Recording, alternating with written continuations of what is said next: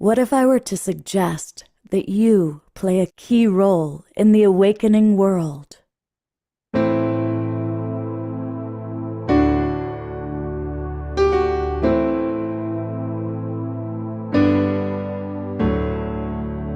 that you are watching this because you have heard the call.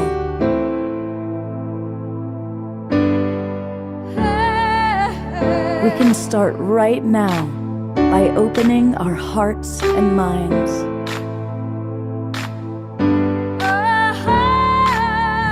Welcome to the awakening world.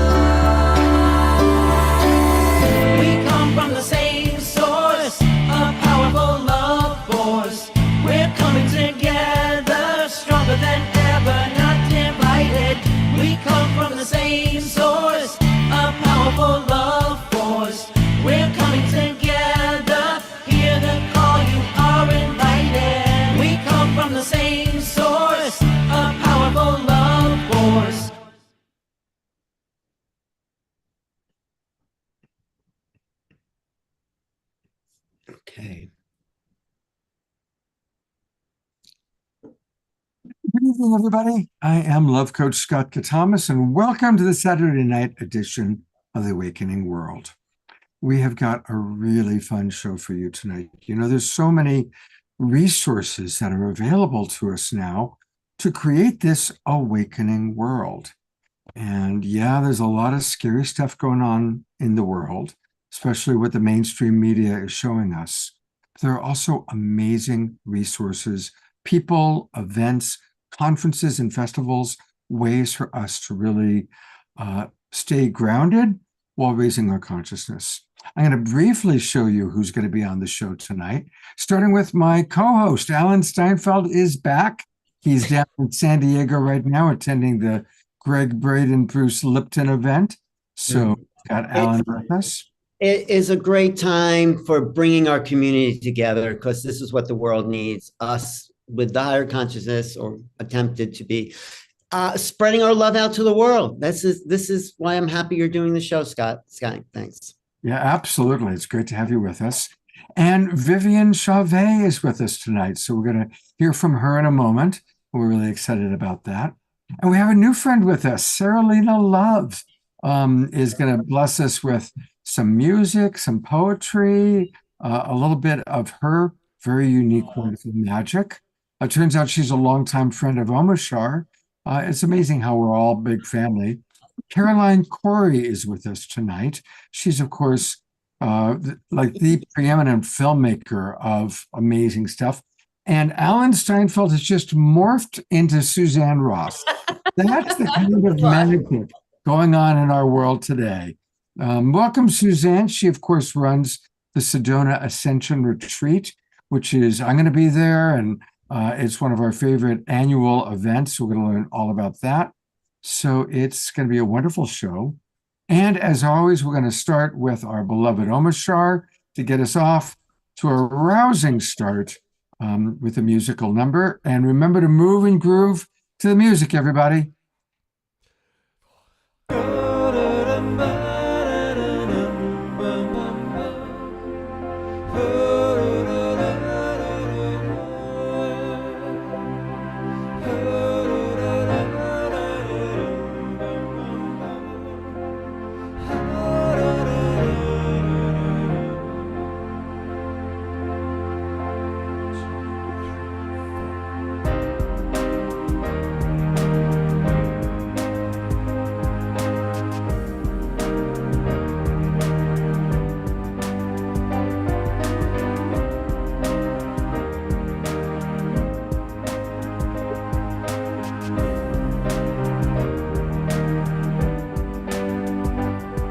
The awakening world is rising through our hearts, through through our lives as we take the next steps together, walking tall, no disguise.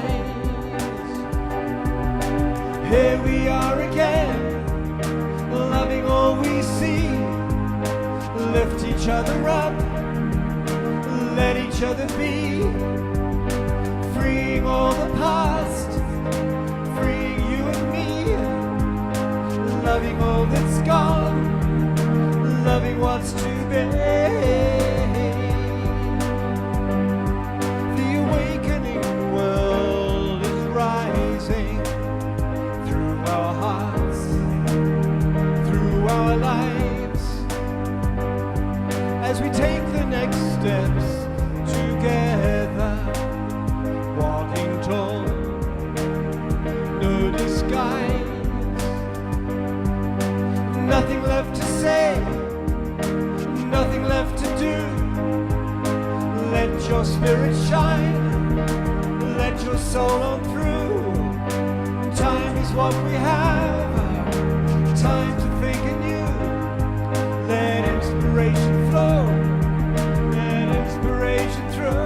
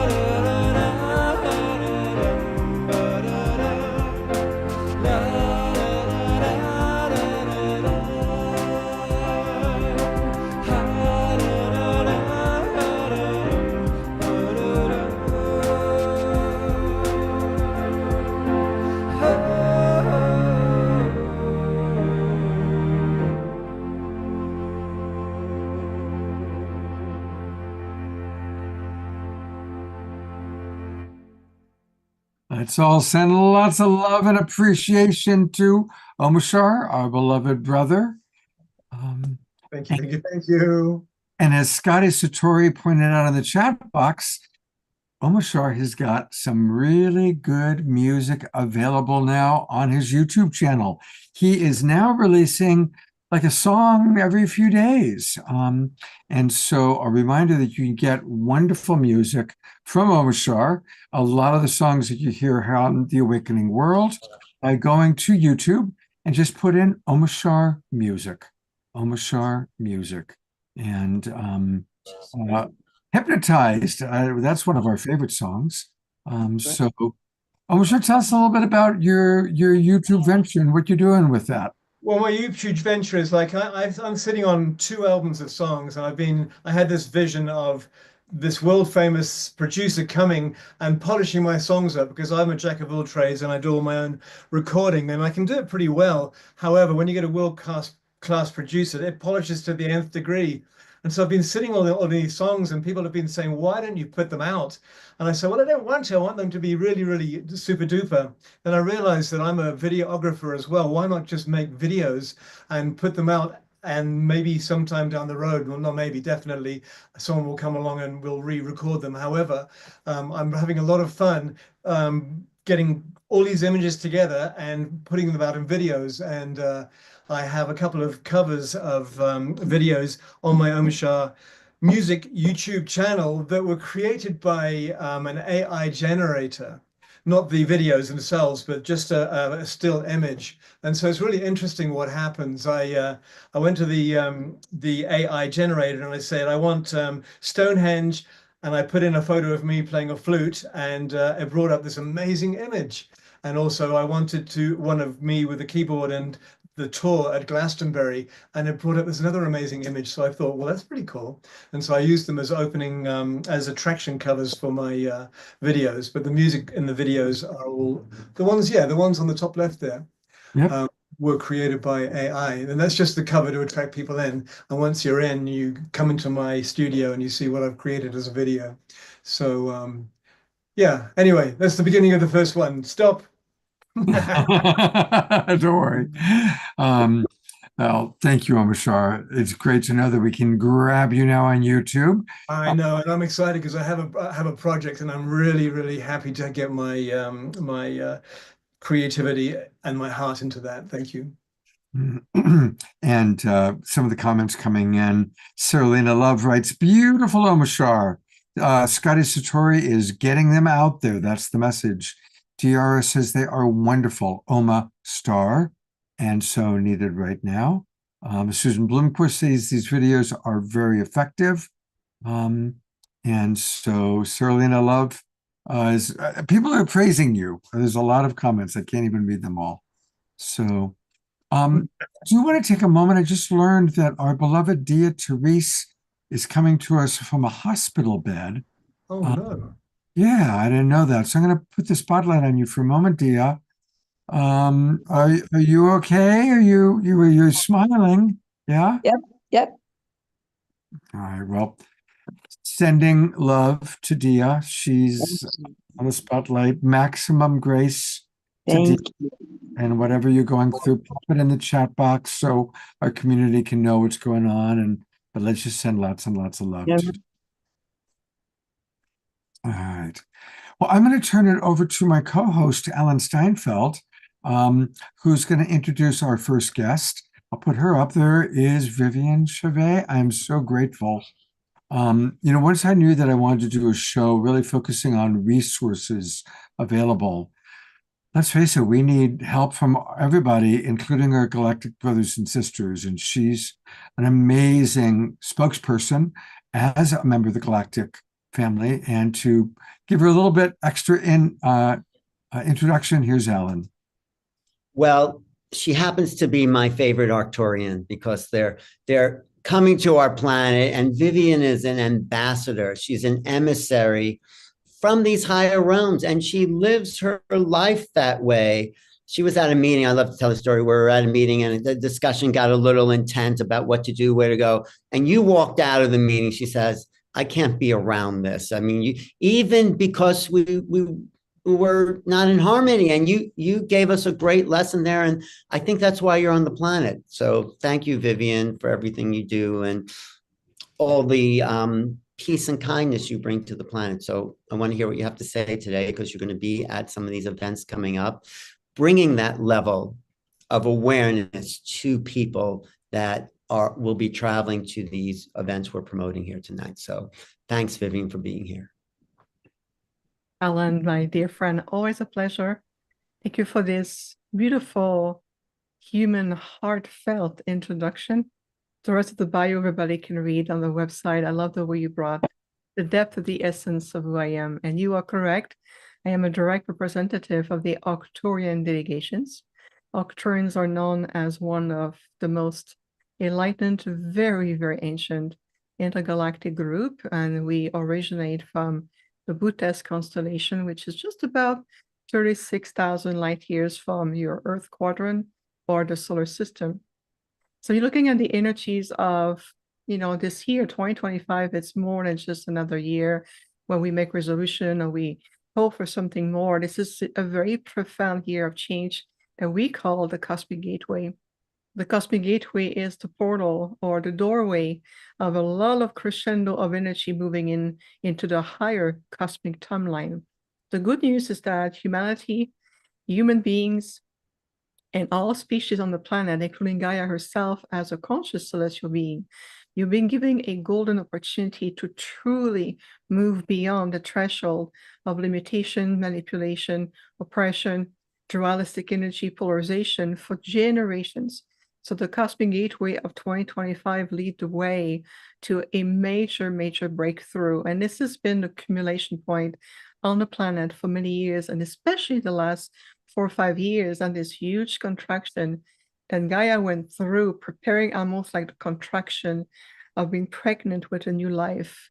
And now 2025 leading into 2026, it is really the birthing process, and a new child is coming to the world. And what does it mean as a symbology is that it's really about the birthing of the new earth.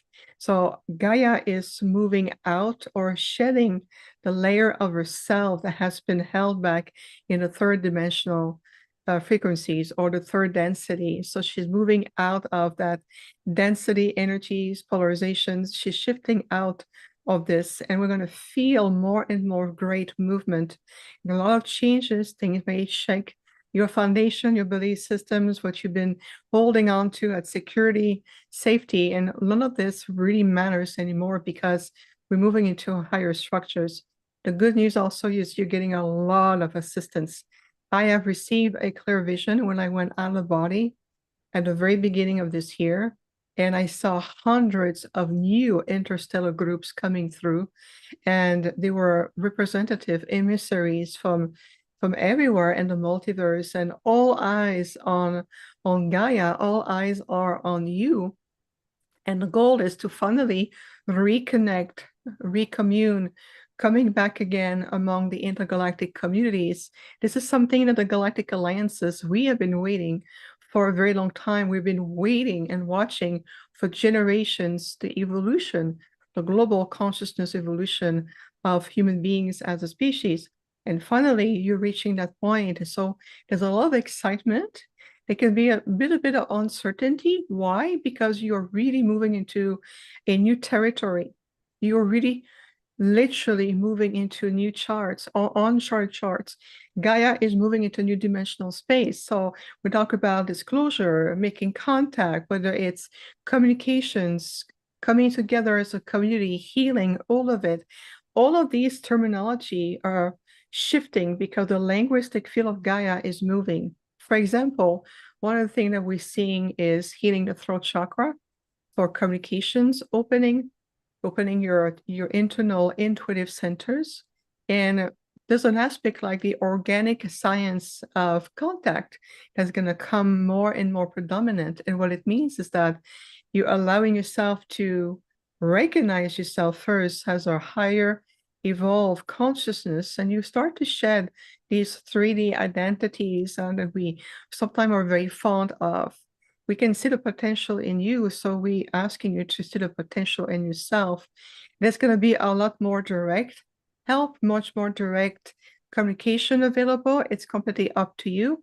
It is up to you to raise your frequency, your vibration, do your diligence, do your research, really ask different questions what you're feeling, seeing, what you've been told by the media or the mainstream, or overall, really tune in more to listen, because this organic science of contact, it's really about recognizing already what is within you. It's about understanding the impact that you have, not only in your ecosystem on Gaia and with each other, but also with the intergalactic communities. So that's something that we need to bring in. It's about creating and maintaining more diplomatic relationship, understanding how the multiverse really functions, how the other species or the group consciousness are perceiving themselves, what their protocols are, what your protocol is, and being able to feel that we're interweaving a multitude of new frequencies that are returning on Gaia. So for example, the Andromedan, we're going to start implementing new structure, like the financial structure is going to start to get outdated, the medical field. Even on a spiritual level, you're going to rediscover new ways of what it means to be in that state of contemplation and in oneness. What does it really mean to be a co-creator, a co-manifester of realities? What does it mean to be able to transcend linear time construct, the third dimensional matrix reality, this false linear time construct, what all of this will mean for you and how you can really start to step up in your light and embrace higher versions of yourself. I know that right now there's a big planetary alignment. There's at least 6 planets in alignment with Venus, Mars, Jupiter, Saturn, Uranus, and Neptune. Now, I am no astrologer. I'm an intergalactic being and an ambassador. But what we can tell you is that if you tune in to the consciousness of these celestial beings known as planets, they already showing you the map of how things dimensionally are shifting. If you look at Venus, Venus is a beacon of fraternity and unity. It's a beacon of embodying the divine love more than a spiritual concept. It's understanding the profound impact of it. Mars, it's about expanding ourselves, opening your crystalline core of empowerment to feel your willpower without getting out of balance or out of alignment with false authority and overly projecting insecurity. And there's a balance already between these two celestial beings. If you look at Jupiter, Jupiter is really expanding into new realm. It's expanding, exploring, to feel, to dare, to really go deeper, to bring this universal joy that Jupiter wants us to expand into and rediscovering new realms. Saturn, transcendence of limitation, physical reality, transcending mental construct, limiting belief system about yourself as a species on the planet, being able to heal yourself from karmic loop, being able to learn from the great teacher that you are within yourself through your higher self, the great master teachers available to you in the celestial realm and even the ultra celestial realm, plus with the intergalactic enlightened ones, and being able to transcend form, structure, and being able to move into a new direction. And if you look at the connection between Uranus and Neptune, there are two opposites that speak of what we are shifting now. Look at all the sudden changes going on. Now, California, your state's going to be changed forever. Places in the world like Tibet, they're going through major changes right now throughout Europe. There's sudden changes, there's a breakthrough, there's opposition moving at with each other.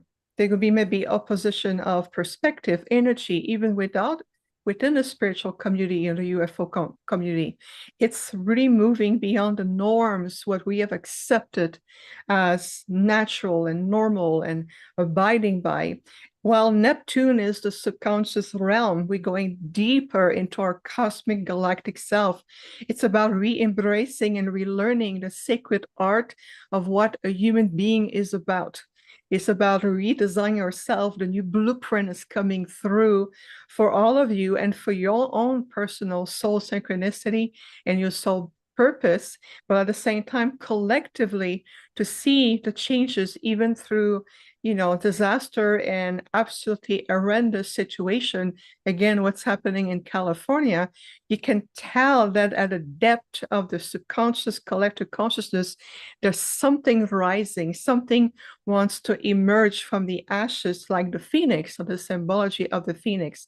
So Neptune brings deep spiritual enlightenment, and we are dissolving boundaries. So as an intergalactic being in a hybrid human form, yes, I am here to help you dissolve these boundaries. Sometimes I will shake the tree and introduce aspects that may shock others or make them feel uncomfortable. But really, it's about elevating consciousness, helping to bring the soul planetary alignment. We are moving into these higher timeline, this cosmic timeline, and that's the re-ascension. You're not ascending, you are re-ascending. And it really is you're returning into a higher form. You're remembering who you are. So allow yourself to be challenged. Allow yourself to be receptive, fluid, like the Pleiadian would say. Allow yourself to bring new structure, like the Andromedan are coming through. Allow us to show you, remind you to wisdom, even when we feel that the direction you're taking may be misaligned, but maybe that's the lessons you need to learn.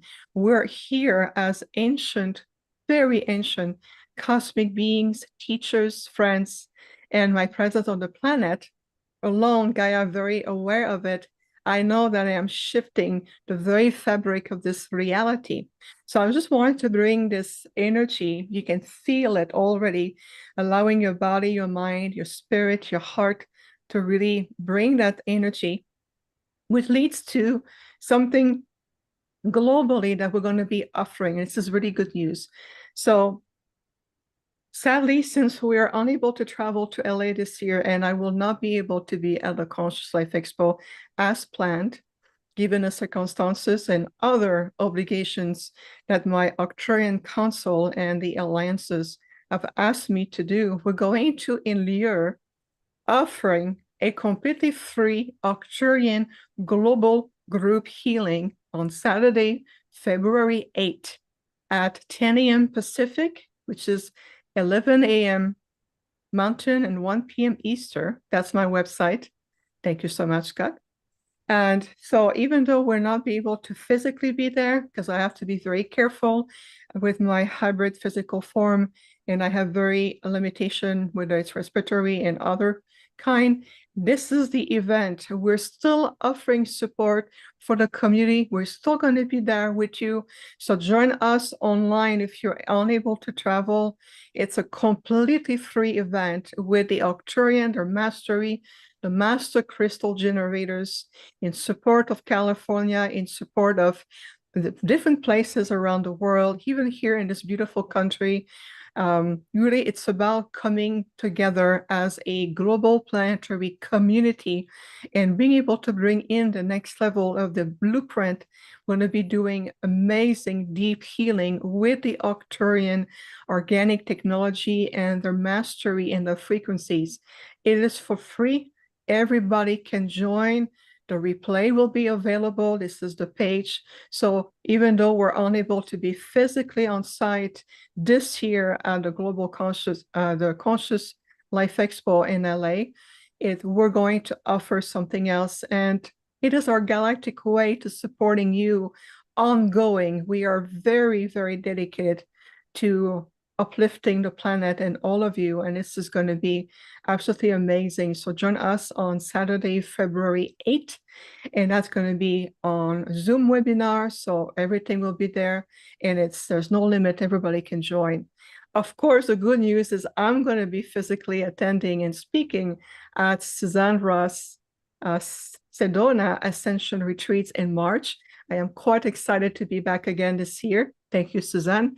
And to celebrate the 10th anniversary, which I'm going to be, of course, offering a workshop and an outdoor journey in the positive vortex. My journey is sold out. I'm very blessed that it's been in demand. The good news is that my workshop is still available. You can buy tickets. I'm going to be on site to communicate with people, to be there, offering absolutely presence, and of course, supporting the Sedona Ascension retreat with other amazing speakers like Alan and Neil, who I love deeply, and of course, other amazing people there. So I'm going to be there in Sedona, supporting Suzanne and the retreat Ascension, the Ascension retreats, and offering boots on the ground presence. But for the LA situation, we feel that we're going to help in other ways, not just physically being there, but pretty much being globally present in our holographic presence, offering our expertise and being able to share with all of you. And we feel that it was the best way for us to support what's happening right now. And going to be beyond that, we're going to bring such a new level of blueprint and ascension. So it's going to be amazing. And again, for those of you who may not be able to travel to LA or to attend physically, we have something to supporting you and join us online. So there's always ways to be of service. There's always way to be in the best alignment, to tune in to what people really needs and how we can supporting you, elevating and really becoming the true master, the co-manifester of new realities and this higher cosmic timeline. We are in that convergence where the energy are naturally shifting. So please trust yourself more than ever. Be very clear in your core. Stay centered. Feel your crystalline core of empowerment, being able to be in your heart and being able to trust the direction you've been giving, not by influence by the media or others, but really to the truth of your light. And there's so many ways that we can support each other. And you will see that your intergalactic star sisters and brothers are really eager to be hands-on and to communicate directly with you, not your technology, not how many modalities you've learned or how big your Facebook group is. It's really non-existent to them. We're here to communicate with you. This is why I've stayed on the planet for so long, because I am a direct bridge. I communicate and we teach and educate so many intergalactic species about the human race, and I am here to communicate their message to you so we can finally return with each other. Now the question is, are you truly ready to embrace and answer the call? And that's just the beginning of 2025. Vivian, you've done an amazing job. You came right in on time, and I'm going to break my own rule because I told everybody, okay, keep to your time limit, because there are some really important questions people are asking, and it is precious to have you with us. I mean, here we have opportunity to get a very big overview from a very wise being. So I am going to read some of the questions from our audience. This first one is from Dr. Laura. She asks, Vivian, when we look up to the skies, how can we differentiate between the real unidentified flying objects, the ones that are really extraterrestrial in nature, and the United States secret spacecraft?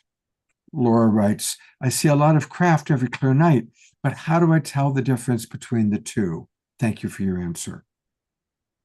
A absolutely brilliant question. And thank you, Scott, for shifting the rule a little bit. And I promise we'll be succinct and remind me of the time because I respect everyone on this amazing show right now.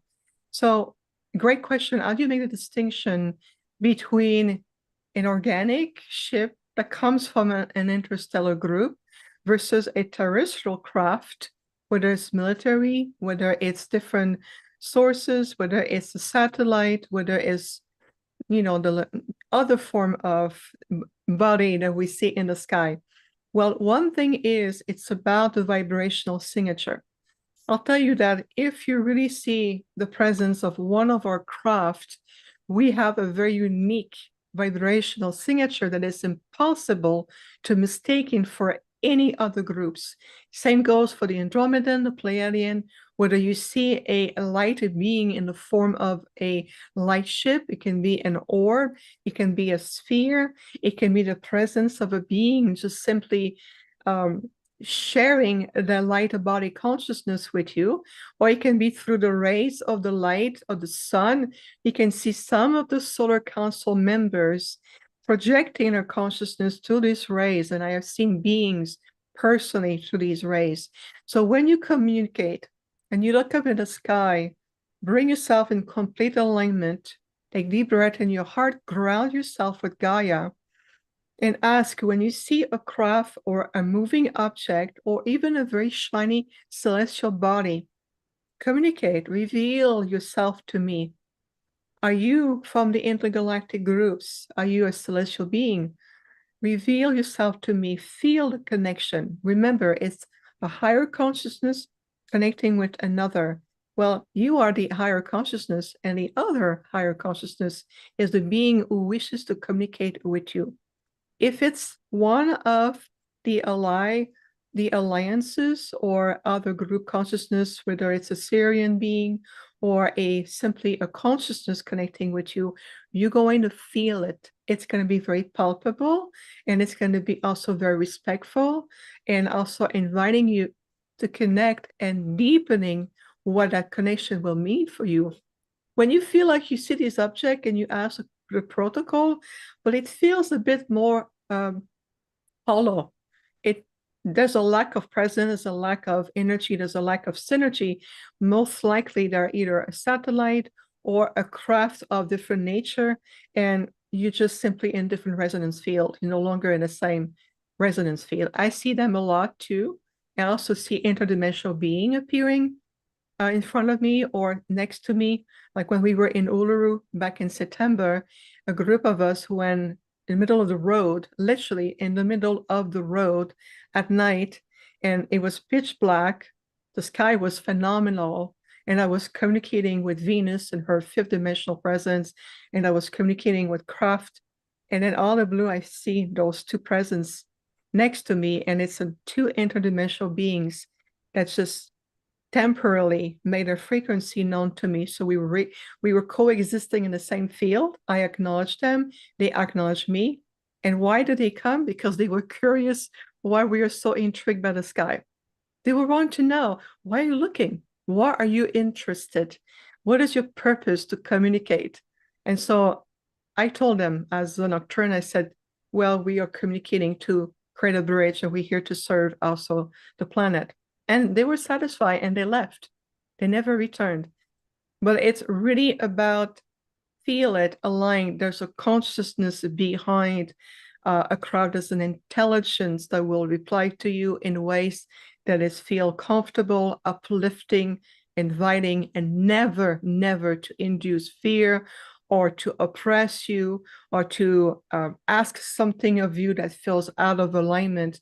And that's part when you can feel the difference of who or what you're looking at. So again, it's practicing with certainty and being very grounded and clear about your intention as well. I hope that guides you in that direction. Thank you. Here's a question from Stuart on Facebook. And a big hello to all of our friends watching on Facebook and YouTube. He says he is referencing, he wrote a long one, which condensed down. At the beginning of your presentation, you talked about how you have all been waiting for humanity to wake up to get to a certain level of consciousness. And the question is, given the current politics and the new administration, is this a step forward in our consciousness, or is it a step backward in the human race? Because to many, it appears to be a step backward. And it's a great perspective. It really depends on what projected reality you're in, what is the way you perceive that. We know that every human being on the planet or every soul on the planet play a role. That means you play a role, meaning those who've been engaged in political parties, whether it's A or B, yellow or orange, they all play a role at certain point in time. And what we feel is that there's a certain sequential energy that is taking place.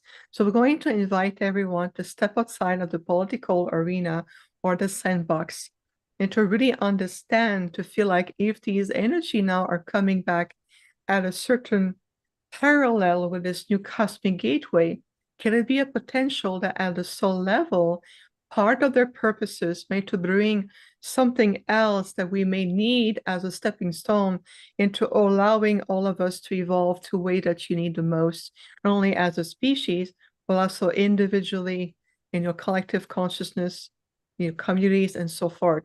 What we say is, let's be open, receptive, without judging, without already condemning. To condemn those peoples, obviously, I never met these people in person, so it's more difficult to judge the level of their actions, like we may have the previous administration. But it really is, we'll have to look what humanity is coming out from, and there's this huge awakening globally.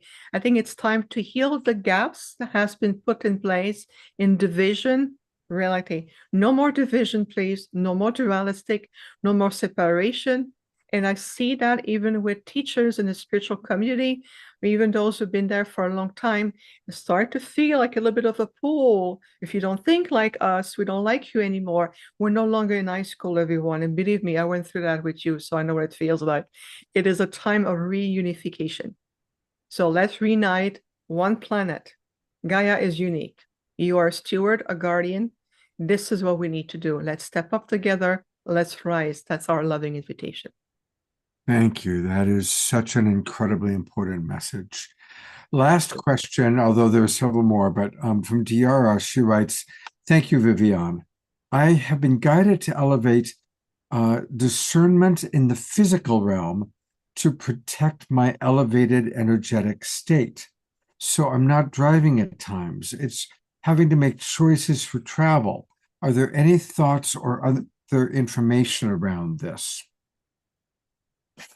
I am with you, and this is part of why I'm unable to travel to LA, because I have to reconcile a little bit of sensitivity on my physical being as being a hybrid, and the capacity to travel and still being offering the best of who I am and be of service. When I feel that some of my capacity being diminished, whether it's environmental disasters, situational, whether it's also potentially how my lung may be affected or other component of myself be affected, I need to reassess to see how can I effectively still be the best of who I am in the integrity of who I am and offering the best to the community without compromising myself. So that ties up what I'm hearing from you. If you feel that your physical template or your physical form may be a little bit out of alignment with your higher vibrational state, what I would do, and this is what I do personally, so between us only, right? Wink, wink, is I allow the frequency of who I am and I invoke my I am presence to reattune my physical body and to feel that I am reattuning right now my soul body connection. And I ask, as a unity consciousness within myself, I honor and listen to my physical body intelligence, my senses, and who I am. And I'm allowing myself to see, show me, reveal to me, am I being of service? Is it serving my highest and greatest good? Is this trip is in alignment? Is there other factor misaligned? If yes, show me an alternative. What can I do? And I really feel for you personally, it's just an intuitive impression that thing is going to strengthen or for you. Thing is going to shift. And I feel like you're getting into a new sense of equilibrium. There's something shifting for you, particularly this year in that regards. And I can feel that. But again, it's just my intuitive impression of what I am receiving from the question and your presence tonight. So thank you. Thank you. So I want to let people know how you can get much more of Vivian. And it's kind of fun. Some of the people that belong to your membership group are with us tonight. George Noble, Scotty Satori. They've been putting messages into the chat box about how much they get out of your group. So here's how you can get more information. Her primary website, it's a beautiful name, infinitehealingfromthestars.com. infinitehealingfromthestars.com. And there's a lot on this website. It's a very beautiful website. You can learn more about Vivian. And this is extraordinary. Here is a galactic being, you know, as a hybrid in a human body, sharing with us extraordinary wisdom. And she has a membership organization group. If you click memberships, this takes you to the membership page, the Arcturian portal. And there's different ways that you can come in. I encourage everybody to watch the video guide. That's a good introduction. And then there's different ways to come on into her program. There's free content, single tickets to, you know, if you want to check out one of the groups, see what it's like, or you can get a monthly membership. So there's a lot of different ways to play and to come into this amazing world with Vivian. Is there anything you want to make sure that I point out or anything you'd like to add? Well, I think it's wonderful the way you present everything. We always have free content. We also expanding now into a new project called the Arcturian Online Foundation, which is going to be adding more free content, Q&A, also a lot of most frequently asked questions. We're going to build also around that. And of course, that is our global free event with the Arcturian to really in support, of course, of every family, every being, everyone throughout California and also globally. And I know there's other places that also need support. And we're going to come together during this beautiful event. And it's really a courtesy. It's our way from the Intergalactic and I to bring, and this is the Arcturian Council said, we're going to step forward. We're going to do something to really offer our direct support. And this is what this event on Saturday, February 8th will be so beautiful. And one more thing, what I'm really excited about is that I also gonna have an upcoming Arcturian TV series that is almost ready to be released. Yes, Is it's this been going to be produced. Soul Search? Soul Search TV? No, it's not with Soul Search. I was approached by another TV productions called Elysium TV Productions with Serena, and I'm also working in partnership with the Galactic Alliance platform to bring more content. But the TV series is almost ready on Sparks TV, and it's going to be offered to Gaia TV. I hope that Gaia is going to stop being afraid of me and let me in once and for all, and allowing us to bring our wisdom and our presence. And there's no need to fear anymore. There's no more being intimidated. We're past that. We know us. You can feel our presence. And so this Arcturian TV series is unique, never before done. It's very unique. We'll go deep dive into truly who we are. There's a lot of wisdom. It's a 6-part series. And I was told today by the producer that about a week or two from now, we're going to finally have the marketing promotion to release the series. Fantastic. Well, as we get that information, please let me know so I can, present it to our audience. And I'll write you separately, but maybe we can even broadcast out to my whole audience your February 8th event. Because I have a system where I can just click a button and it goes out to a lot of different places. So let's talk about that, because that'd be wonderful. Let's all send lots of love and appreciation to our favorite guide from the Galactic family. Thank you, Vivian. And I want to say, I imagine it must be challenging being from such a high vibration and coming into the density of the earth. It's a big sacrifice to come into a human body. And so thank you for your daily discipline and your daily devotion to us human species. Thank you. It is done with love. Absolutely. She does do it all with love. Alan, is there anything you want to add before we go to Sarah Elena? Well, there's so much that Vivian brings into the plan. I'm really happy that she's following her heart. I do want to say that the Conscious Life Expo is donating a lot of their proceeds to the people of LA to help out, people who've lost their homes, need food, shelter. So there is a part of what Conscious Life is doing to support the community in LA.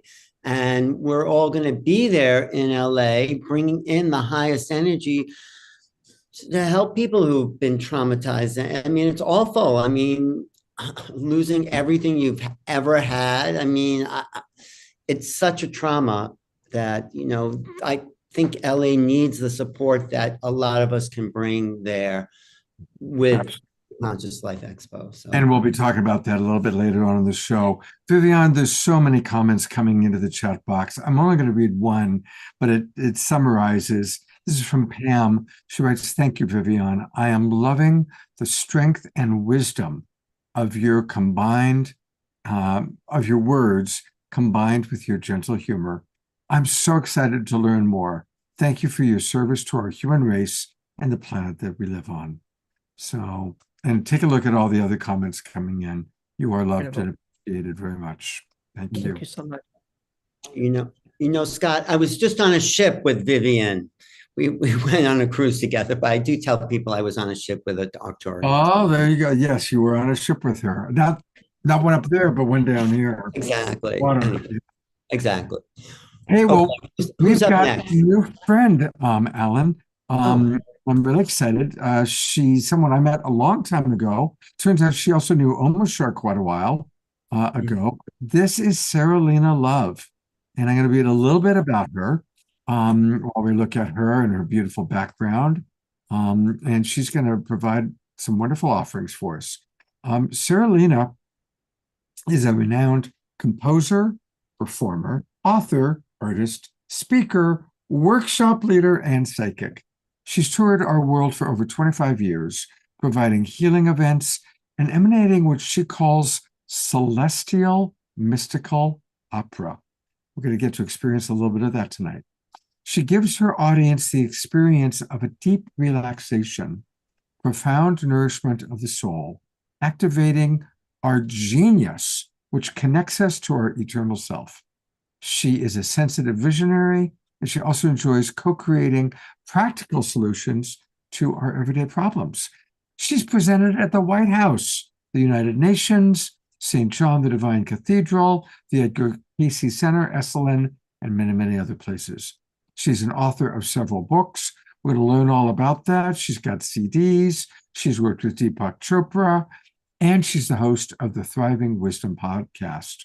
So welcome to the Awakening World, Saralina. It's great to have you with us. And tell us a little bit more about your journey. Have you always been awake, or do you have an awakening experience? Oh my goodness, have I always been awake? Well, that's life is an undulation. It's, there's peaks and valleys, and it's never the same. So I can say that ever since I can remember, my first memories as a child, certainly observing humanity, and really observed a lot of the suffering and just wanting to help bring love to where I clearly saw that was the problem, was the lack of love. It's very simple problem, but we seem to make it complicated. And that's the fascinating dance of being human, is the dance of simplicity and complicatedness. And it is both simple and complicated to be human, to be duality, to be yes and no, up and down, in form that creates substance. We have to have duality to have form, to have consciousness, because even our divine self is in unity. So there's no duality there. So really there's no self-awareness, because you can only have self-awareness when there's duality, right? So when you're in unity and you're in that samadhi state, or if you want to use Sanskrit, we really lose awareness. Becomes, there's really beyond words, we can talk about it all day and night, but really it's just the profoundness of unity, and yet it's always with us, right? It's always that presence. The unity consciousness is who we are. And so unity is dancing in form, and dancing in forgetfulness, and dancing in the only thing unity doesn't know is, I talk about it in my book, it is to forget what is true. So this creates this infinite diversity and this fantastic, fabulous suffering, fantastic joy that can only happen through this wild separation from and forgetting. And then we get to have this journey to remember what already is. Yeah, I love the term, the illusion of separation. And it is true. They say, a lot of the spiritual teachers I respect talk about how the human experience is both extraordinarily wonderful and horrific because of the illusion of separation. And if you think about our greatest moments in life, they're always moments of connection. And if you think about the most tragic, horrible moments in life, they're moments of separation. We are running a little bit late, so we're gonna give you more time a little bit afterwards, but would love to get if you could share a little bit of your music with us right now. I would love that. I'm gonna remove myself so we can put the full focus on you. We're not gonna dance to her music today. We're gonna just drop in and give full attention. So to those who normally get up and dance, instead just kick back and take in the vibration of Saralina love. Yes.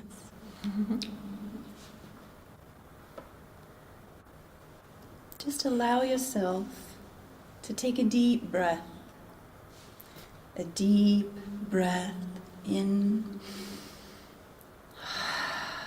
and a deep exhale. Just enjoying the sensation of your body and the breath within. You can close your eyes, open your eyes, and watch either one. Whew, and just ride the waves of your innermost being.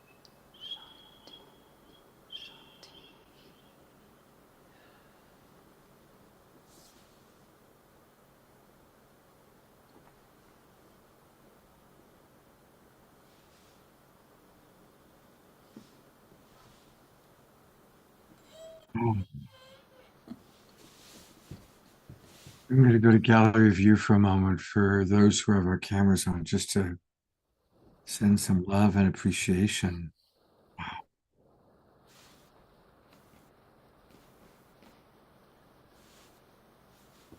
Serlina is going to be back.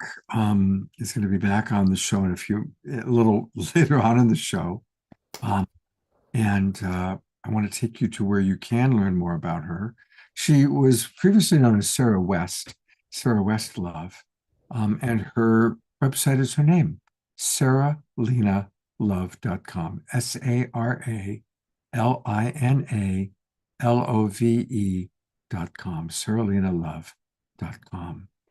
And when we come back, when she's on the second time, we'll kind of show some of the aspects of it. But I want to just really thank you so much. It's wonderful to have you with us. And when I see the pictures now of you with the dark hair, now I'm recognizing. Oh, I recognize. So, yeah. Thank you so much. Well, here's to our silver hair, right? Yes. Oh, Yes. thank you so much. All right. I'm actually working on a little bit of a schedule change. So I'm going to bring my co-host Alan up. Yes. I just wrote to Carolyn to see what her schedule was. So we could see that. I mean, yes, we just want to talk about the Sedona Ascension retreat with Suzanne. And we want to show this Bashar video where he's talking about some of what he's going to be doing. Let me bring Suzanne in here. So there's Suzanne. So I know, what was the schedule you had, Carolyn, here? If we could switch that, it'll give us time to, is she here? Can we just see what her schedule looks like? Well, yeah, let's see if I've written to her. So How long, you guys? Well, we have 10 minutes for 8 minutes for Suzanne, and then I could show about 15 minutes of the Bashar video, so that would be about 30 minutes. 22 minutes. Okay. Thank you, Carolyn. How nice. Okay. thank you. All right, well, let's start by talking about the Sedona Ascension Retreat. And first of all, I really want to acknowledge Suzanne, because putting together an event like this is such a big operation. It's extraordinary. And I've known you for a few years. We've promoted your retreat, every year. And I'm going to pull up the website and tell us, as we kind of scroll through, as we look at all of the different presenters, tell us a little bit about what's going to be happening in Sedona. Well, thank you so much, Scott, and I so appreciate being on. This is our 10th anniversary celebration, and I am so excited about that. And really, the theme that came up for me, Scott, was celebrating a new humanity uniting and a new earth arising. Our events are focused on ascension. And, just to reiterate a bit of what Vivian was saying, now more than ever is a time for uniting. And so it's necessary to transcend anything that presents separation or division and really focus on coming together as one humanity, sharing this planet we call home. And so those of us who can bring in that really high vibration of unconditional love for all beings in all of creation, but for all beings on our planet, regardless of their political beliefs, regardless of their religious beliefs or spiritual beliefs, regardless of their culture, we're one family. And so our event is all about celebrating our unity, celebrating humanity as one in love with one another. And during the event, we do global impact meditations that really focus on generating the highest vibration that we can, so that then we can pour our loves into the ley lines of the earth, and we can expand our love out into the cosmos, spreading the love and light far and wide. One of the things I love the most about doing this conference is the guests who come. It's a heart-centered, soul-inspired community, really coming together and just to be with your like-minded brothers and sisters. Gathering those souls together is really one of the main things that drives me to do the event. Of course, we have these incredible speakers. I'm really excited about Daryl Anka returning to our event this year, because this year he's actually going to be offering a workshop. And that same day, he's going to be channeling Bashar. And this all takes place on Saturday. And that inspired me, Scott, for the first time ever to offer a one-day pass. And so we just got that posted up on the website. People sometimes have their favorite presenters and they want to come on the day that they're speaking only, or maybe they only want to come for one day. Of course, the one-day pass is less expensive too. So we're excited about being able to offer that. For the first time ever, we have Robert Edward Grant, Adam Apollo, Sarah Breskman, Cosme, Aaron Abke, and Ann Tucker. So, you know, I feel into who I am really aligning with, and that really aligns with the brand of our event, meaning that they're bringing in a really high vibration of love, and at the same time sharing that knowledge and that wisdom that's really going to help us propel forward in our evolutionary journey and to make progress on our spiritual path. Of course, our event, one thing that's unique about it is that we offer journeys into Sedona's sacred vortex sites. And that sort of sets our event apart. There's so many events taking place now that I like to do something that really makes our event unique. And so we send people in shuttle buses out to these vortex sites in Sedona. Breathtaking views of the Red Rocks, immersed in the spiraling vortex. And there, people like Adam Apollo, Suzanne Wilson, Ann Tucker, they guide these journeys, dropping you into meditation, offering teachings, channeling. Of course, Vivian Chabot's outdoor journey is already sold out, but like she said, her workshop still has space. But there's other outdoor journeys that still have seats available. They are selling out too, as are the workshops. So, you know, make sure to go to SedonaAscensionRetreats.com and reserve your seat as soon as you can so that you get a seat. Yes. And so just to mention a couple of the other people that I'm so excited about coming back. William Henry has been at almost every one of my retreats because I just love him dearly. And it is about ascension. And he is one of the world's leading experts on ascension. Mark Anthony, the psychic lawyer, but he also calls himself a psychic explorer. He gives a phenomenal presentation on stage. Sarah Breskman Cosme is a QHHT practitioner who has been in sessions bringing out people's lifetimes in Atlantis, Lemuria, Egypt, the Mayan temples.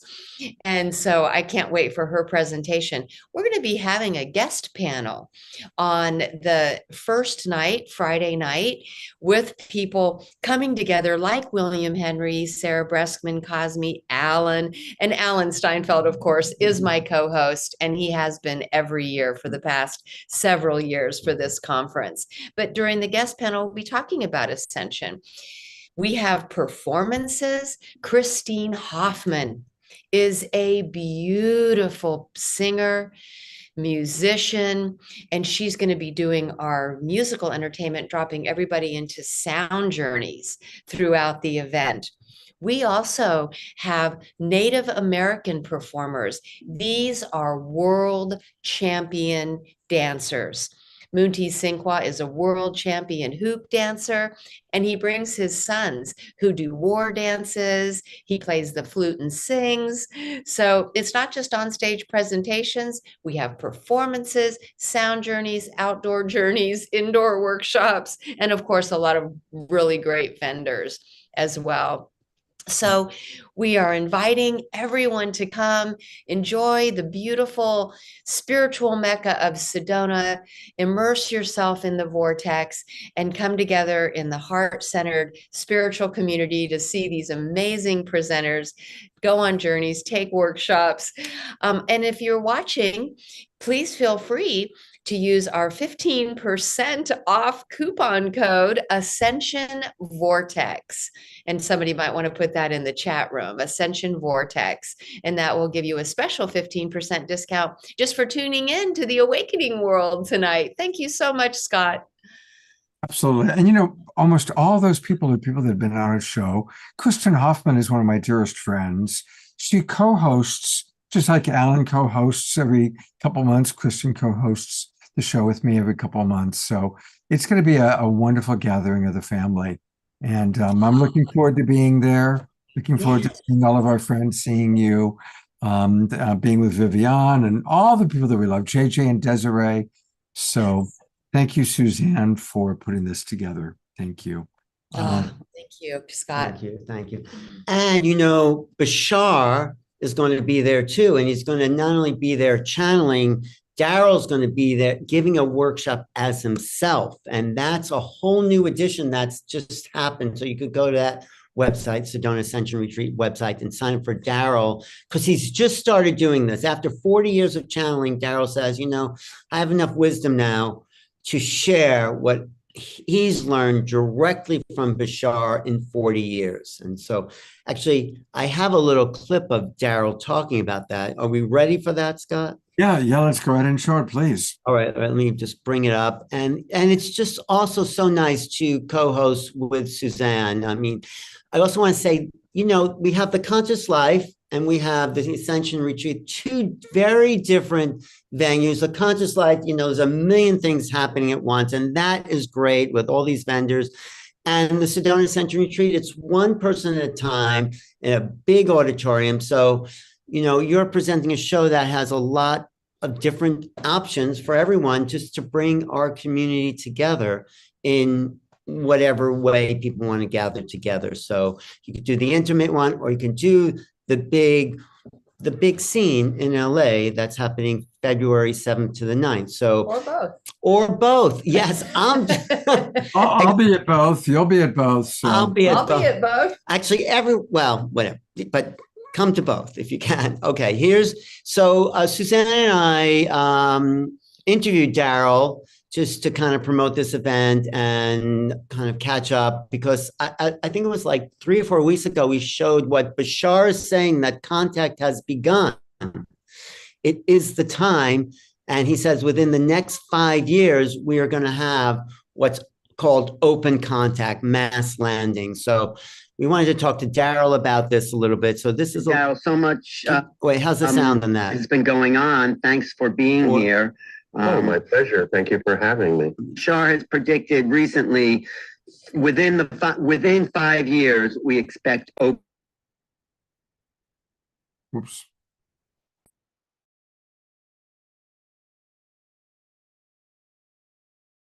Alan, you need to unmute.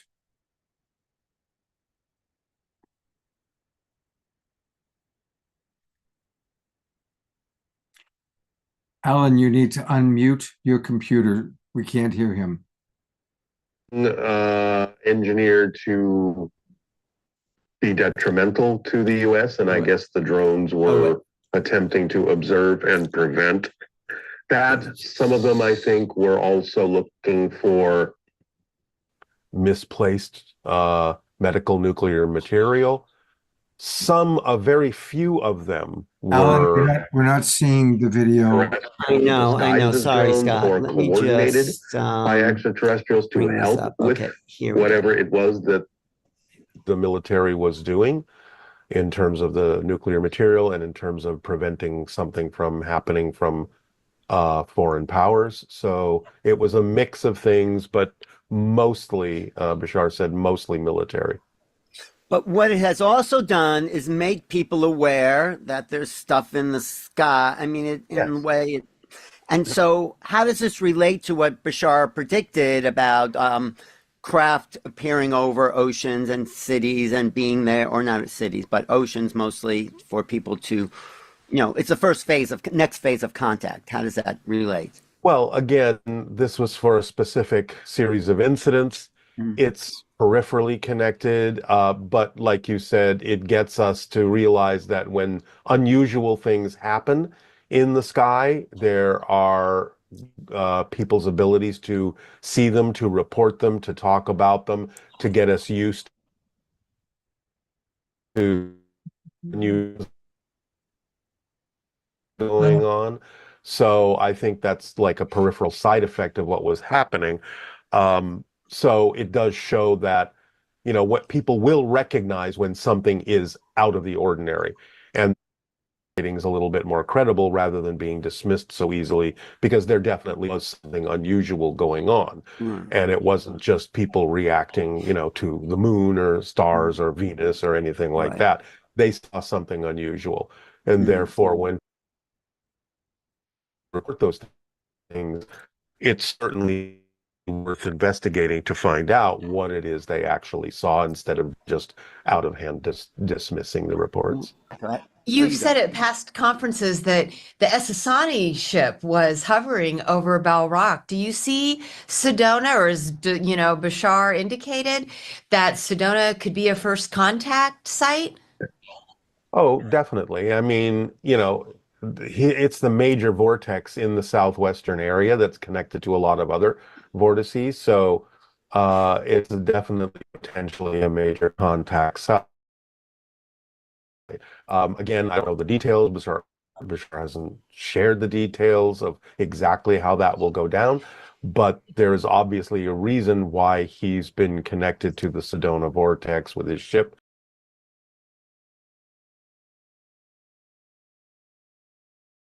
Sedona, I mean. The connection, I feel, is the connection that's always there.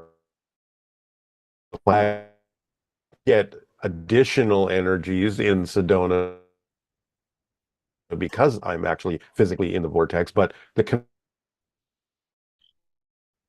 connection with Char basically stays the same no matter where I am.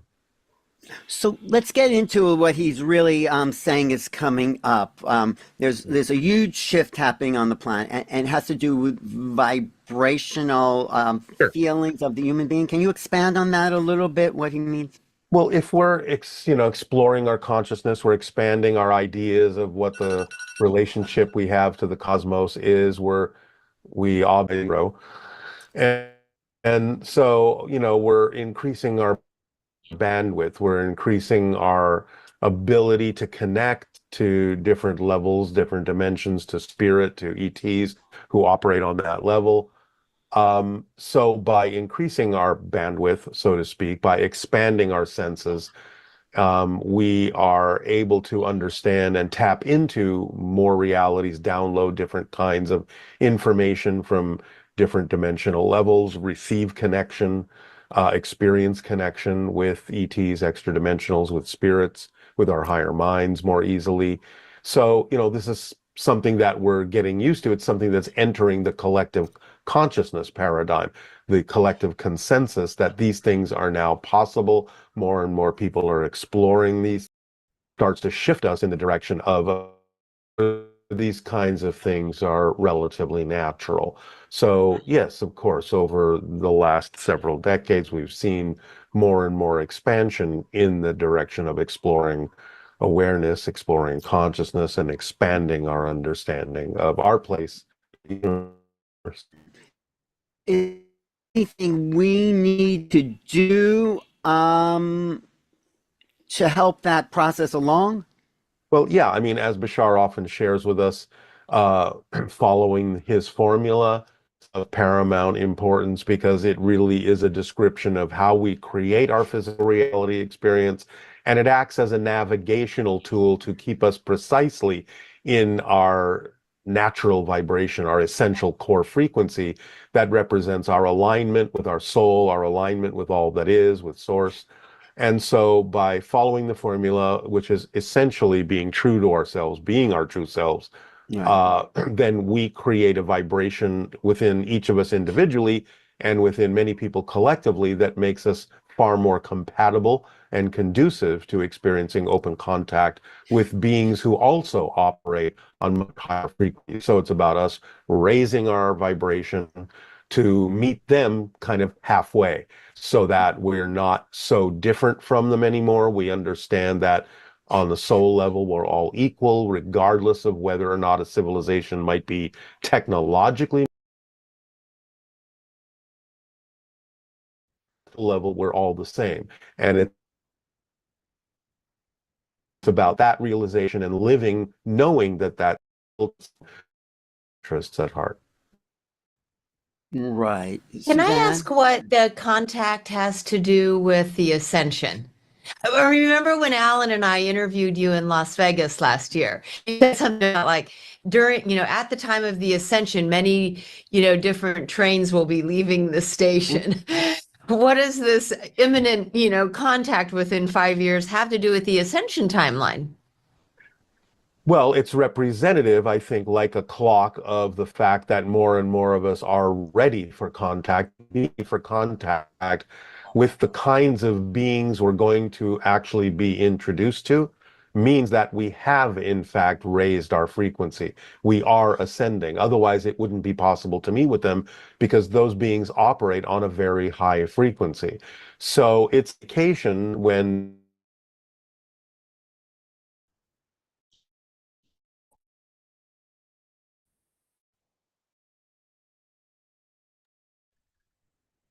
It's completely frozen, Alan.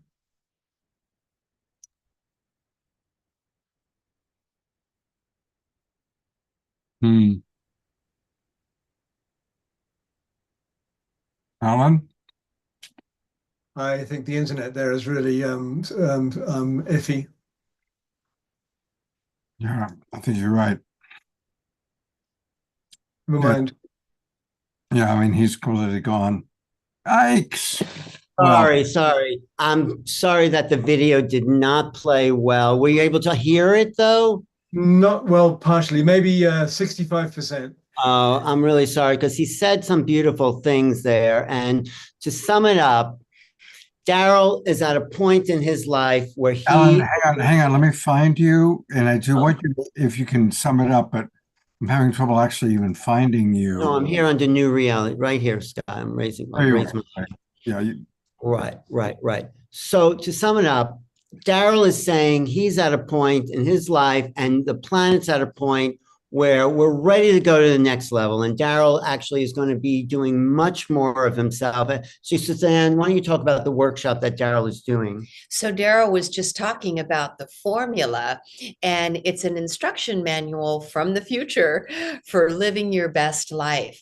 And there's several keys in this formula that allow us to do just that. So I'm very excited that he'll be offering that workshop. You can go to the website to see the description and sign up for that specific workshop.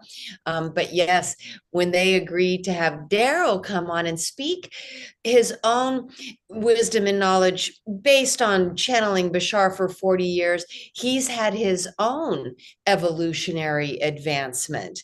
And he's also said during the interview with Alan that if Bashar were to come to the planet as a physical being walking amongst us, at that time, he would tune into his own higher self and then be just channeling his own higher self. Right. Well, so we really have to get used to the vibration of these other beings in our presence. And just having that exchange with Bashar, I was sitting next to him. I said, wow, I'm feeling a lot of energy. Can you raise it? He goes, no, it'll blow the body out. But as we learn to raise our frequencies and we get to be more acclimated to these beings that are coming here. This is why I think Vivian's here. This is Carolyn Corey's message. There's a lot of people coming forward that are saying it's time we change our vibration and meet them on the level that they exist on. They're not going to come down to our level. Like I always say, when you talk to your dog, you're not barking at them. Not that we're dogs or animals, but we need to go to the level of a higher consciousness, a higher vibration, a higher sense of love, expansion of soul to meet these beings on the playing field they exist on. So that's the overall message. And Daryl is going to do a workshop as himself in Sedona, which is a real treat. He's only done this once before, and he's doing it again in Sedona. So thank you, Scott, for that. But sorry about the video. There is a whole, I'll put the channel, the actual whole show we did an hour with Daryl, and I'll put that in the link there in the chat. So I appreciate coming on the show again and making contact with you, Scott. No, thank you. And Suzanne, thank you for what you're doing. Looking forward to seeing you in Sedona in March. Thank you. Thank you, Scott. Sending everyone my love. Mwah. Love you. Bye. Thanks, And Scott. again, it's SedonaAscensionRetreat.com. It's actually plural. Sedona Ascension Retreats.com. Retreats. Oh, thank you. Thank you, Scott. You know, it automatically comes up on my computer, so thank you for that clarification. I'll put a lot of that in the chat. I'll also put a retreat I'm doing in Sedona where we're going to actually go out to the desert and make contact. That's happening the end of April with Hope Fitzgerald. And we're bringing a bunch of people together to call in the ships, the positive, benevolent beings that are waiting for us to make the call. So if you make the call, they'll answer. Beautiful. Yeah, and we love Hope Fitzgerald. Hope's been on the show a few times. She's great. All right, thanks, Ellen. Have a good dinner. Say hello to Greg Braden for us. I will, definitely. Thanks, Scott, for everything. All right. Well, I'm really, first of all, I'm really appreciating Caroline Corey for adjusting her schedule because she is a very, very busy woman. She's an extraordinary person. I'm a big fan of Caroline's. She has been on the show but not for a while.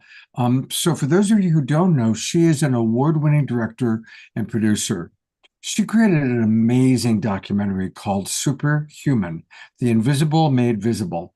I can still remember the scene from one of her movies where kids are playing ping pong blindfolded. And she is capturing all these extraordinary things that we human beings are capable of. She's worked with world-renowned scientists and experts from Harvard, ION, Stanford, and she conducts scientific experiments on the correlation between consciousness, health, and the physical body.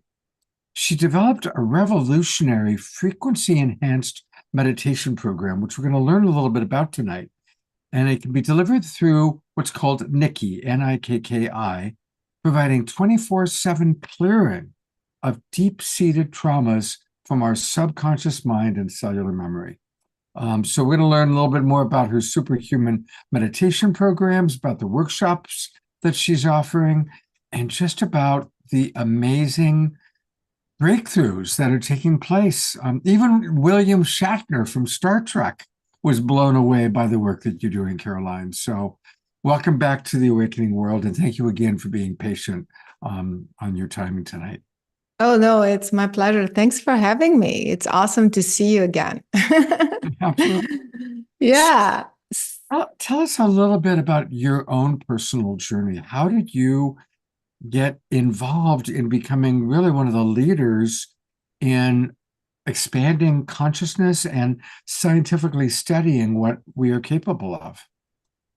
Yeah, so for me, I started at a very young age. I was 5 years old when I had an experience, the first experience. I was just there, and all of a sudden there was this light that shows up in the room. And before I knew it, I realized that I was merged with this light. And, it ended up being a group of beings. And spontaneously, I was communicating. We started communicating. So I realized that, at the age of 5, nobody teaches you telepathy, right? So it was just a spontaneous reaction, so to speak. And I remember very clearly, they said, notice what your brain is doing right now. We are kind of an extension of who you are on this side of the veil. It's almost like I was on this side of the veil in physical form, and then the rest of me was merged with this massive consciousness on the other side. And so when that opening happened, telepathy, basically, communication was effortless, seamless.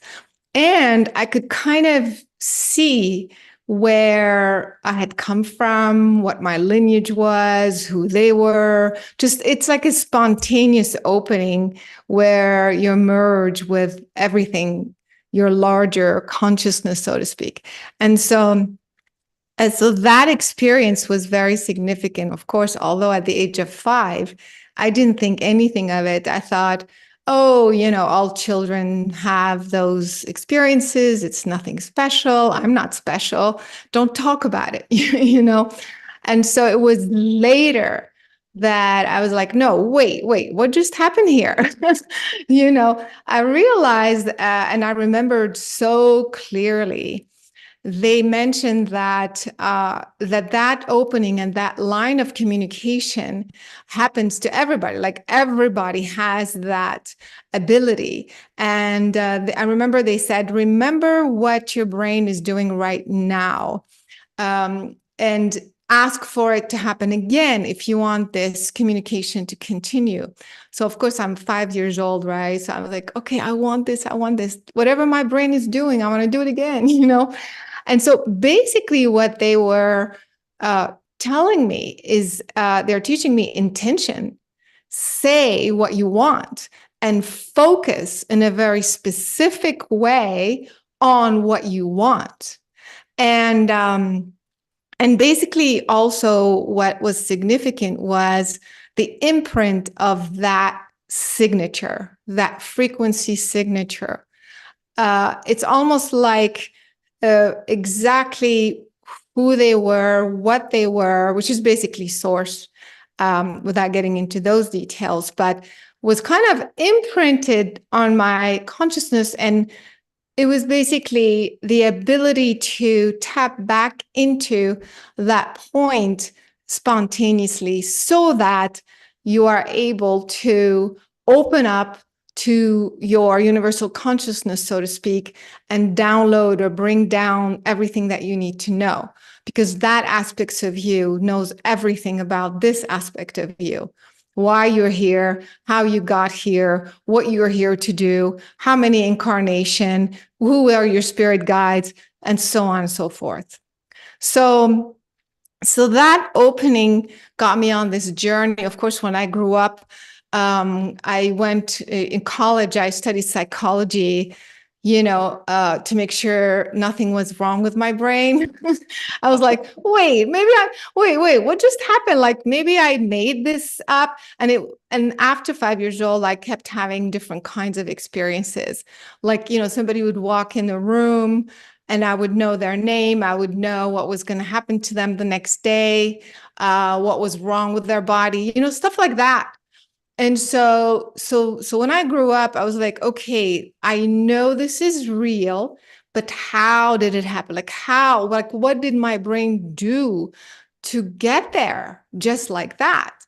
And so of course, like I said, I studied psychology to make sure I wasn't crazy, my brain wasn't firing the wrong way or something. And of course, sure enough, nothing was wrong, except that what I was talking about had nothing to do with psychology or my brain. It had to do with consciousness. We are consciousness.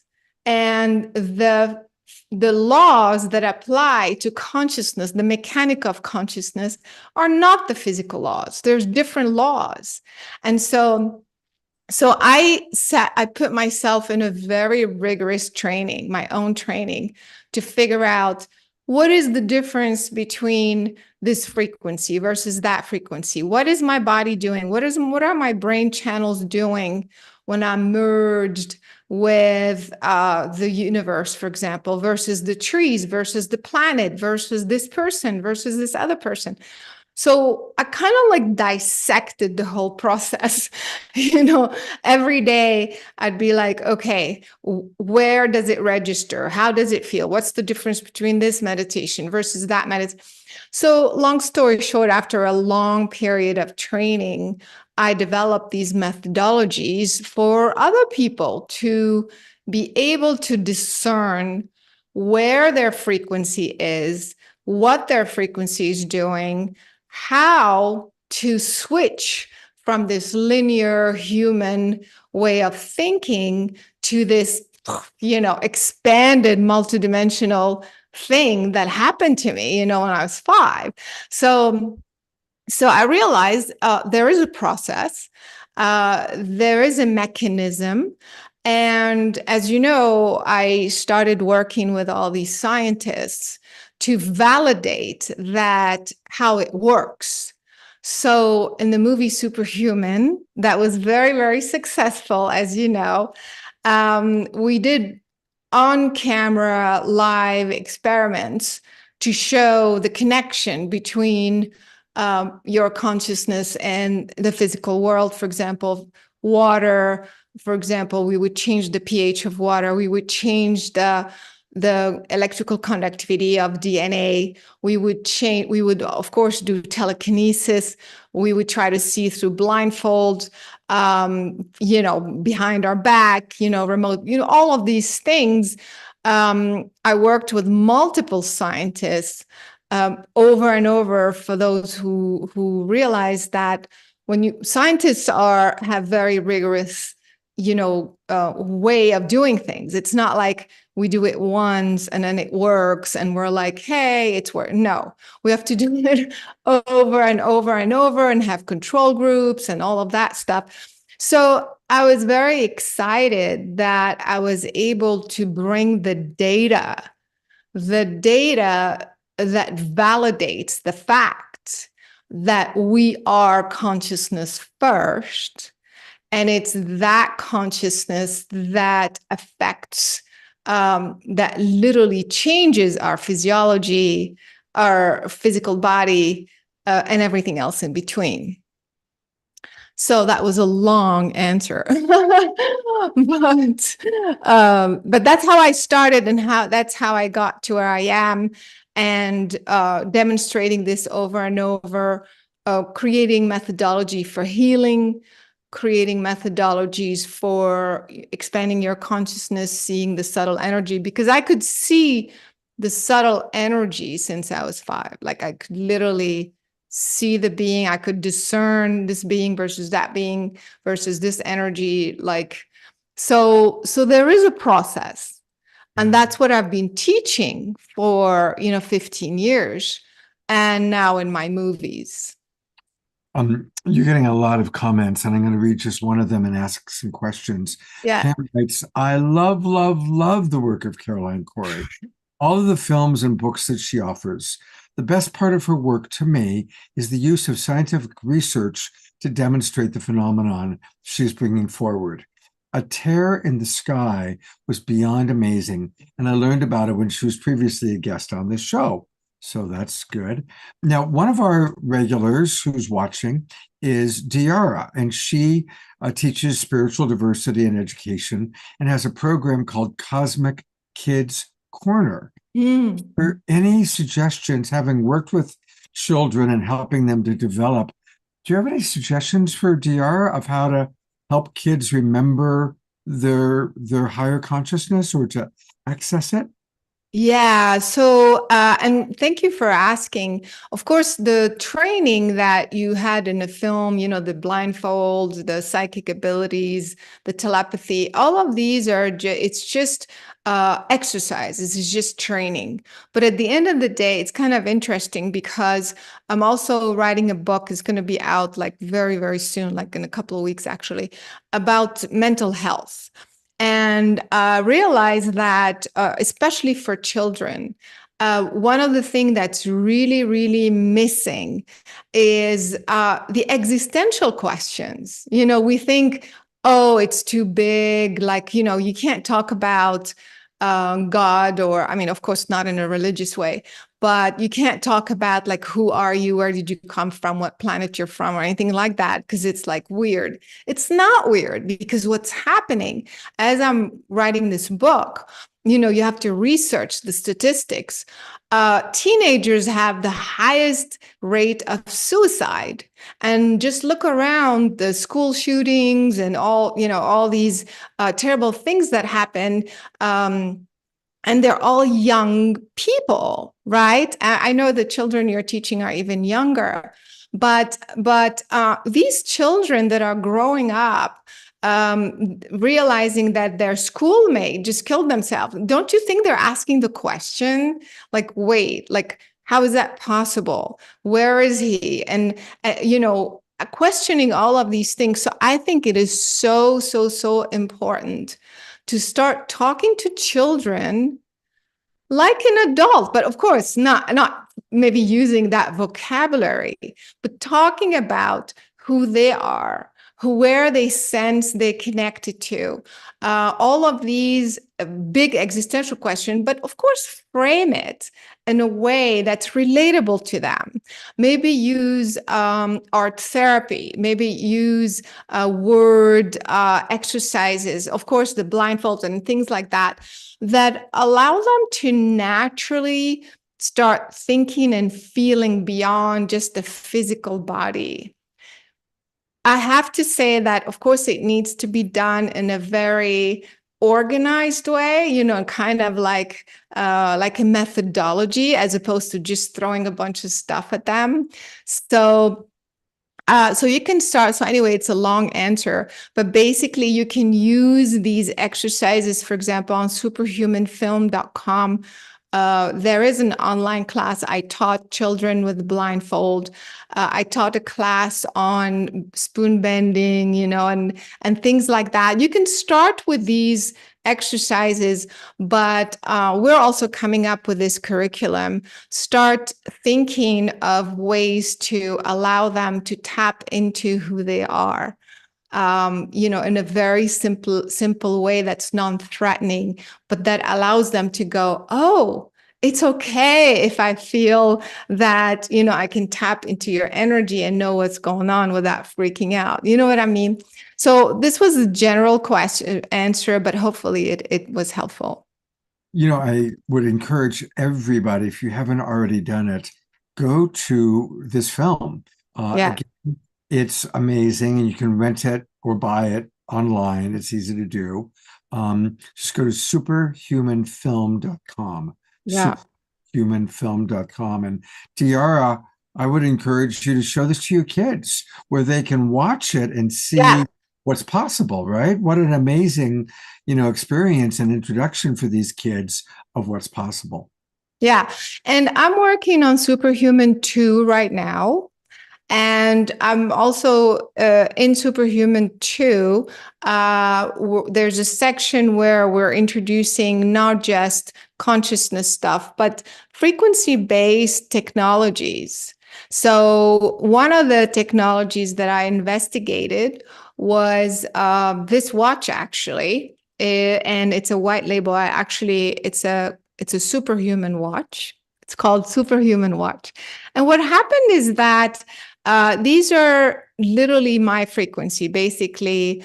The meditations that I teach, for example, how to connect to source in a very specific way, how to quiet to 0 point, how to align your brain channels in a certain way. But I also have, for example, chemistry balance to balance your body and things like that. And for example, cleansing attachments, entities, all kinds of stuff. So these frequencies, as you can see, they're delivered transmitted through light. Do you guys see that? Oh, right. Yeah, it's red light. And so what happened is that, just like when I'm teaching, for example, a specific meditation or a healing frequency, you are listening to my voice and to the frequency and absorbing it through a recording, right? Through the speakers and through whatever, the computer. or your iPhone or what have you. It's the same way, except that this meditation or that frequency is just being delivered through light. Light is a conductor, and it's still like your energies absorbing that frequency in a very organic way. So this company, the Nikki Technology, they did tests. I sent them one of my meditations, and I said, I'm very interested. People tell me when they listen to my healing meditation, they clear things, they're doing things. Or, can we try it through light? And they tested it, and it scored like 120%. Like people were just like shifting just by wearing the watch.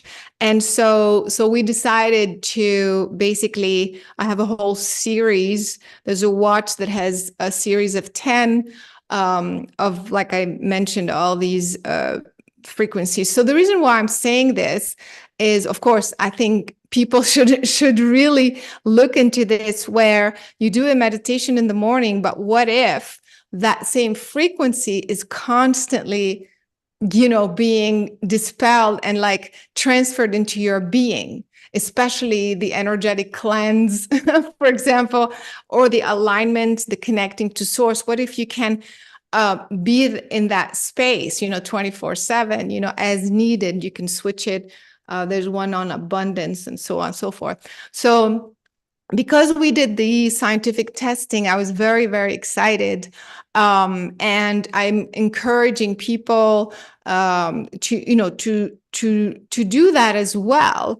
That way you sustain whatever the work that we're doing throughout the day. And then over a period of time, your body just knows exactly how to switch to that frequency, if that makes sense. Wow. Well, I'm going to show people how they can get the watch, because people are asking. So write this down, everybody. Superhumanwatch.com. This website is superhumanwatch.com. Okay, great, because it's showing up as We Are Nikki. Yeah, but if you press superhuman, because it's easier to remember, Right. superhumanwatch.com, it will just pop up. Like, that's the page, but just for people to remember, it's just superhumanwatch.com. Okay, It will take you to that page. You want to open it again? Yeah. Yeah, absolutely. Yeah, it will take you here. Yeah. So tell us a little bit more about how they can actually purchase it. So yeah, if you could stop here so you can see all of this one program is a series of 10.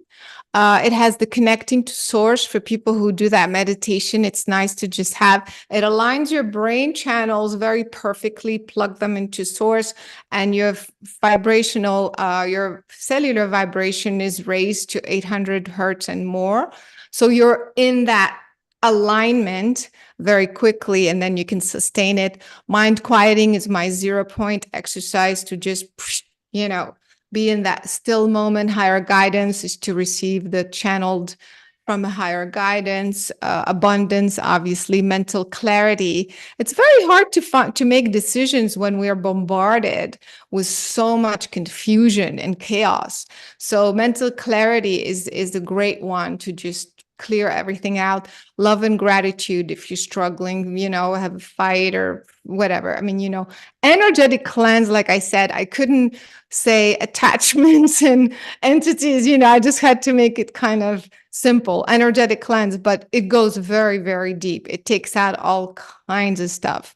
And then you get the chemistry balance, which I balance the pH, the electrolytes, and the chemistry in the body. I use this a lot because my metabolism is very high. And so I have like dips sometimes. And so I have to like eat or whatever. So this frequency keeps me very balanced physically. If you're struggling with a physical issue, any sort of physical issue or pain helps you with that. And then inner peace, I have this all the time, because when there's so much chaos, it just keeps you in this internal kind of peace. It really works. So just for people to understand, the watch itself, it's the manufacturer. You have to have like the actual hardware.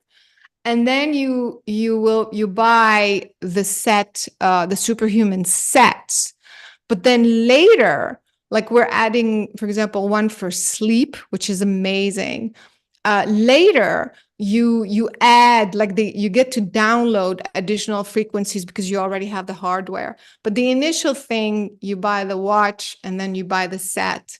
And then if you keep scrolling down, yeah, you'll see, for example, I have the mental health program that's coming. It's going to reverse addictions, anxiety, phobias, depression, anger, PTSD. I mean, it's very specific for mental and emotional states. So you'll be able to just basically upload those once you have the watch.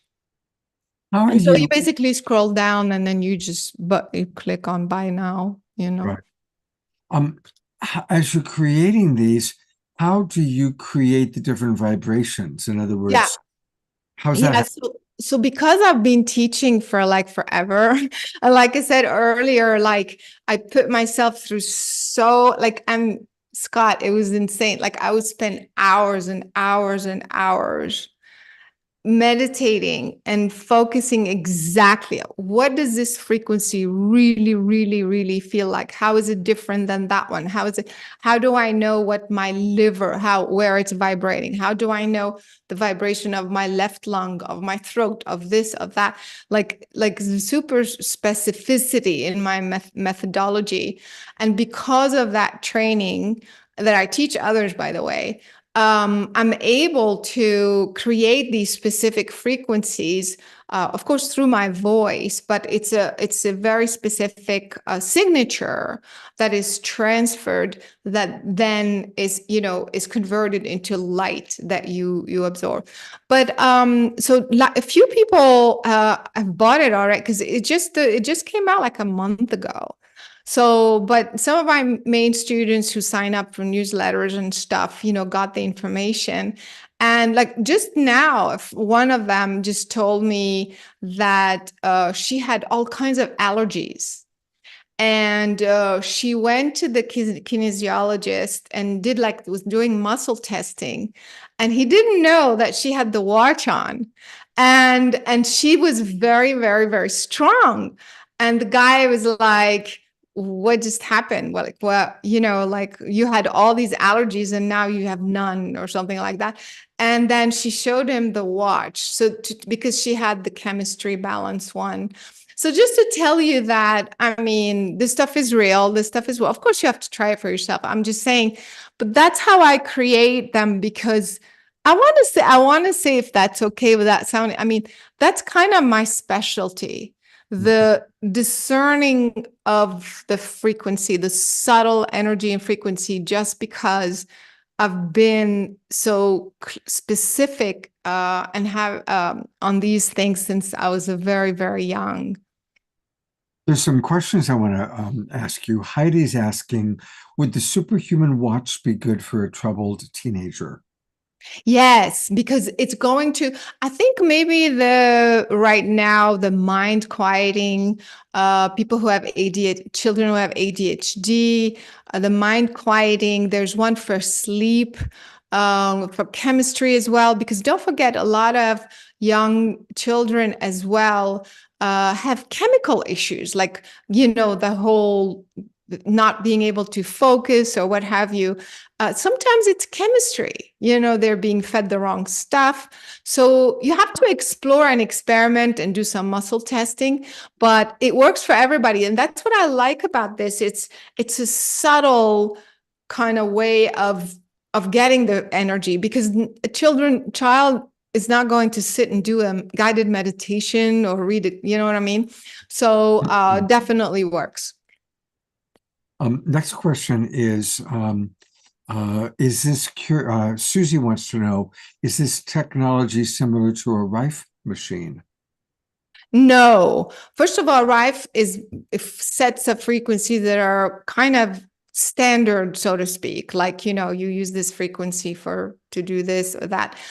These are my frequencies. Like, so how should I say this? It's very, like, for those who have done a guided meditation with me, What happens is that let's say we're working on let's say digestive issues, let's say. So I'm guiding you to take you back to the root cause that created your digestive issue individually, the way you created it, and taking out this root cause so that it doesn't happen again. Not only relieves the symptoms, but not. So even as a group, I don't know who's going to be in my group. I don't know, let's say half the people have some sort of digestive issue, but every person has a digestive issue for a different reason. One is loneliness, one is the father died, whatever. And so the way I create the formula is based on reprogramming frequencies. I mean, for those who studied with me, the Healers Program, it's it's pretty sophisticated and complicated. It's like a whole, technique of figuring out what is the root cause of the current issue by deprogramming, reprogramming. It's that sort of specificity. So the frequencies that you're getting here, the rife is just like, do this for that, which I'm not complaining about it. I'm just saying the difference. This is going to read the energy that you're needing and undo it according to the way you created it. That's the specificity. That this you will find nowhere. You know what I mean? Because that's how I work and how I created and imprinted those signatures in that way to do that. Wow. Thank you. Thank you for your service to the world. There's a question about a popular series called the Telepathy Tapes about autistic children. Yes. Is there anything you want to share about your understanding of that or how that fits into the work you're doing? Yeah, actually, one of the psychologists who is in that show, we did an experiment with him. He's the one who you would put all the electrodes in the brain, and then you would see what part of the brain is firing or doing this and that. He's amazing, and so we realized that certain parts of the brain brighten up or light up when you are doing any sort of telepathy exercise, or what we did, we tested it on remote healing. So when we were healing somebody somewhere else, our brain would fire a certain way and open certain parts of the brain, so on and so forth. So telepathy is very also like it's all connected. And this brings me back to what I started to say when I was 5, that experience. What happens is that there's a way basically to go to a point in your brain and you just basically transfer. It's not like you increase your brain capacity from 10%, then 20%, then 30%. It's not like that at all. It's kind of like right now you are functioning with a linear brain, thinking cognitively. Like now I'm thinking of the words I'm going to say, then I'm going to use these words and hear myself say them. You know what I mean? It's I don't know how to describe it. It's linear. And then I'm going to say these words and then you're going to understand me. Very cognitive, very linear. What happens is that if you know how to transfer your brain from linear to multidimensional, then you tap into everything. It's kind of like you go through this 0 point at the center of your brain and you come back out completely multidimensional. You're tapping into dimensions outside the human spectrum. When you are in the larger brain, I call it, or your cosmic brain or whatever, then you can communicate telepathically. That's what happened with those guys at the age of 5. But you can also retrieve any sort of information that's outside, that's in the field, so to speak, in the universe, so to speak, because your brain is now tapping into these frequencies outside the human spectrum. There, you can communicate telepathically, you can bring instant healing, you can remember what star system you're from. Everything is there, you see. The ability, the mastery and the training is to be here and there and know how to go back and forth without losing it. That's the training. That is the training. And by the way, you know, I'd love to mention about the training that I'm doing at the end of March. Yes. So for those who are interested, basically, like for me, because of, again, my experience, even if I'm teaching healing or if I'm teaching guidance or how to see cell energy or with your blindfolds or what have you, it all boils down to the same thing, which is understanding who you are. Like what is this person inside this body? You know, how did it get here? Why did it get into? Oh, I'd love to play the video. Can we play the video or not really? I can try. Where is the video put of this? Oh, that's okay. So basically, yeah. So if you go back to the description, so what we're doing is that this is an in-person workshop. Oh, cool. Thank you. This is an in-person workshop where basically we're learning this balance, how to be in this physical form, but really be outside in your universal consciousness and be able to transfer information back and forth in perfect mastery. Basically, you're mastering your superhuman mind. That's what it is. We're here to master. I had a class called Mastering the Human Mind, and now it's Mastering the Superhuman Mind. So the idea is that you'll be able to, like I said, retrieve the information from your original universal consciousness that you need. Right now, you need the root cause of your physical struggle.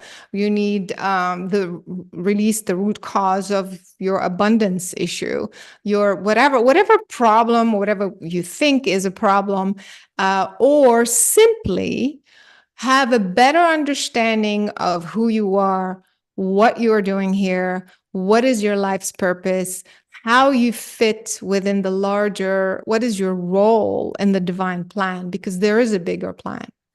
So as we're answering these questions, I'm going to use different methodologies, different techniques, like art. It's going to be like more fun, you know, art therapy, word therapy, different types of tools that are fun and creative, basically to use your creativity to get to these answers, as opposed to just learning the methodology. Like, of course, you are going to learn the methodology, but it's kind of like in a fun way. Art therapy is so fun.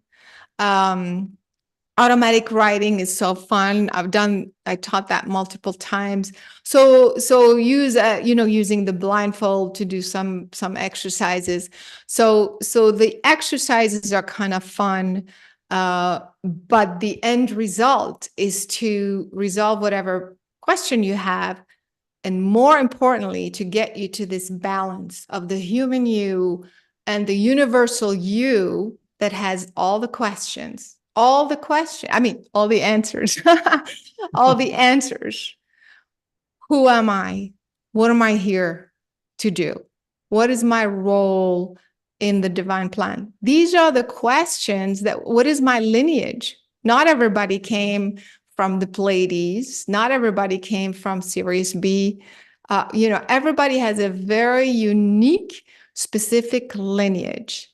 And at the age of 5, that's exactly what I understood, that I was on this side of the veil in human form, connected to my lineage, my unique lineage that knew exactly what part of the universe I came from, how I got here. That's another one. How I got here. Nothing to do with the parents, of course, and why I was here. And so when you have that, so these are the deeper, more important questions. When you have these types of answers, everything starts to make sense. The people you're with, the job you have, the physical issues you have, everything starts to make sense from that bigger perspective. And the things that don't make sense, you start to change. You start to, okay, I was off doing some crazy stuff here for 10 years, in this boring job, and I didn't know what else to do. But now that I have this understanding, I know exactly how to maneuver myself so that I am in alignment with my larger consciousness. When you do that, it's kind of like you feel more clear. You feel more clear on what the next step is. You feel more clear on what relationships need to go. You feel more clear on where you are blocked, this and that. You start to have this much bigger story of who you are, you see. So. Amazing. You are so productive. It's remarkable how much you get done. And I want to take people to where they can get your movies. It's Omni, OMNI, and then it's ummedia.com. Right. Omniummedia.com. And look at all these movies she's created. There's Superhuman 1 and Superhuman 2. We better not F it up. That's coming. Saving the Children, a shocking and impactful talk show on child and human trafficking. That must have been a very painful to make. All about the Anunnaki video. Ancient Egypt, yeah. No, I mean, it's remarkable. Of course, A Tear in the Sky, I think is maybe your most famous one, that and Superhuman. So you are just remarkable. How do you get all this done? You're making watches and programs and movies, and it's quite remarkable how much you're doing. Well, going back to what I was just saying, once I'm clear on what my energy, what this consciousness can do, more importantly, what it is here to do, then it's kind of easy. You just ask for guidance as to how to be creative about it. Like I know because of all this work, I know the impact that my consciousness can have, for example, in healing, for example, or in helping others tap into their lineage and, have that sort of clarity, this whole channeling or downloading, which I'm going to do at the Conscious Life Expo. How do you know? How do you know you are where you think you are? How do you know you're talking to your higher self versus some extraterrestrial that's floating around? So all this, I know how that clarity helps me create these programs. You know what I mean? Know how I'm going to be the most efficient and the most productive. So, and that's what I'm going to teach also in the workshop. So people who are seriously interested and interested in really understanding who they are on that level, clear the stuff that's no longer working, but really give them that bigger direction. I highly encourage. Plus, the setting is incredible. It's in Southern Utah. I don't know if you've been there, Scott. But the energy, I found this resort, oh my God, just being there, you're going to your body's going to start shifting. It's the extraordinary energy in the resort itself. Plus, there's morning yoga and more, and all these additional things. I noticed that you're doing a lot of Qigong. Yeah, there's Qigong, breathing, there's all that stuff. But then the bulk of the teaching is extremely profound and powerful in Southern Utah. It's really beautiful. People should check it out. And that's on my website, carolinecorey.com. Well, there's another one to go to. Okay, I've got 5 websites up for you now. But again, it just reflects how much you're doing. And yes, Southern Utah is gorgeous. Yes. Absolutely gorgeous. So if you go, everybody, to her name, CarolineCorey.com. CORY, not COREY. That I thought I had it correct. I thought I had it. Yeah. COR. Yeah, I'm just saying to people because a lot of people spell my name COREY. It's Right. Caroline LINE Corey CORY.com. It will get you to the page where you were. And again, that's where you can learn right about. Right. I tell you, I'm interested. I Come, you want to come? Come. It is very appealing. And Yes, come. I want you to come. It looks very appealing. And you're right. If we want to create heaven on earth, which many say is already here, it is all about raising our consciousness. Exactly. So you see in the top, that's the website, omniumuniverse.com. But if you go Caroline Corey, it's going to take you here. And on top, you have the workshop. Sign up. Yeah, you can click on that. Click. Yeah, superhuman workshop. And then mastering your superhuman mind. Yeah. I'm intrigued. I'm Come very on, intrigued. I want you to come. All right. Well, let me see what I can. But that sounds very appealing. Can I bring my dog? I have a small dog. Yes, love dogs. Okay, great. Well, that's the key. She's very happy to hear that. Caroline, thank you for just who you are. You're very, very inspiring, and you've provided some really wonderful inspiration and tools. I want to get the watch. The watch looks great. The workshop is amazing. Of course, your movies. And there's a lot of comments coming in. Again, the link for the movies, I see that's coming in, is, I'll bring it up one more time, omniummedia.com, and I'll put it in. Omniummedia.com. Yeah, and I'll put that in the chat box for you, Christy. There, she got it. Okay, great. So the link for the watch, yeah, okay. So, but to remember to easily, it's superhumanwatch.com, and the website to remember easily, it's carolinecorey.com. I mean, the workshop. Vivian Chavet is actually still with us. I'm going to bring you up if you don't mind, Vivian, because both of you are, you really are a great pair for the show tonight, because both of you really represent a much bigger picture of what's possible for the human species.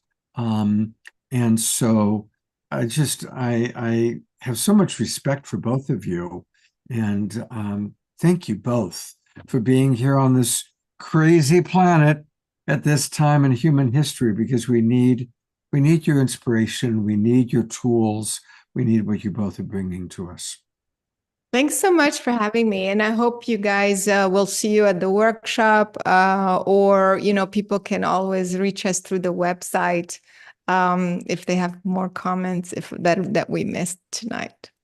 Yeah, and thank you so much also for bringing us together. And Caroline. Oui. On est français, we have something in common. We both speak French. We speak French. Maybe it would be nice to collaborate with each other, because definitely, yeah. Give me a call. Yes.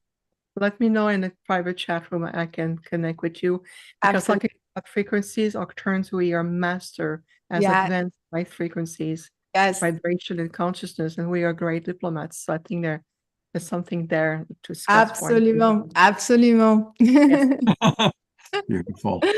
Well, thank you, guys. Thank you so much, Scott. See you later. Pleasure. Absolutely. Take care. Bye. Well, we're going to go from those two amazing beings back to Saralina Love. I noticed in the chat box, somebody asked, "Are you an angel?" So as I bring you back up on Saralina, are you? Oh, lovely. So great. Wow. Yeah. Presentations. So what do you relate to as kind of the origin of your soul, your being? What do you relate to? What do I relate to as the origin of my soul? Yeah. My soul is originated in the the void, the emptiness, the nothingness before anything. I mean, everything comes from nothing. There, from, you know, these are words that we have. So the still point, the before, yeah, it's a mystery how we, you know, we can only say these words that are beyond our human comprehension, and yet it's who we are. We are the generator is inside of us. We can't be separated from what we are, what is the source of life. It never leaves us. It can't. Even the worst person doing the worst things, if they're alive, it's still in them. But we so what did you get? You asked me, these questions are so broad. What do you want to know? What else? What do you really want to know? What else? Ask me something. All right. You know,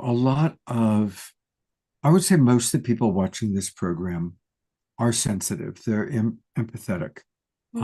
And sometimes being empathetic when you're around a denser vibration, it might be human beings that are screaming and yelling at each other. It might be just in a supermarket, people whose thoughts are dark, you know, uncomfortable. Certainly the television, the media, the polarization. How do you maintain your high vibration when you're in those moments or those times where you're surrounded by people who are difficult to be around, or energies that are dense? That is perfect. Thank you. That's super real. I like that a lot. Well, sometimes I don't. And sometimes I really, you know, I really, funny enough, like, so my higher self, you know, some part of me is very, very aware that I am experimenting with this thing called life.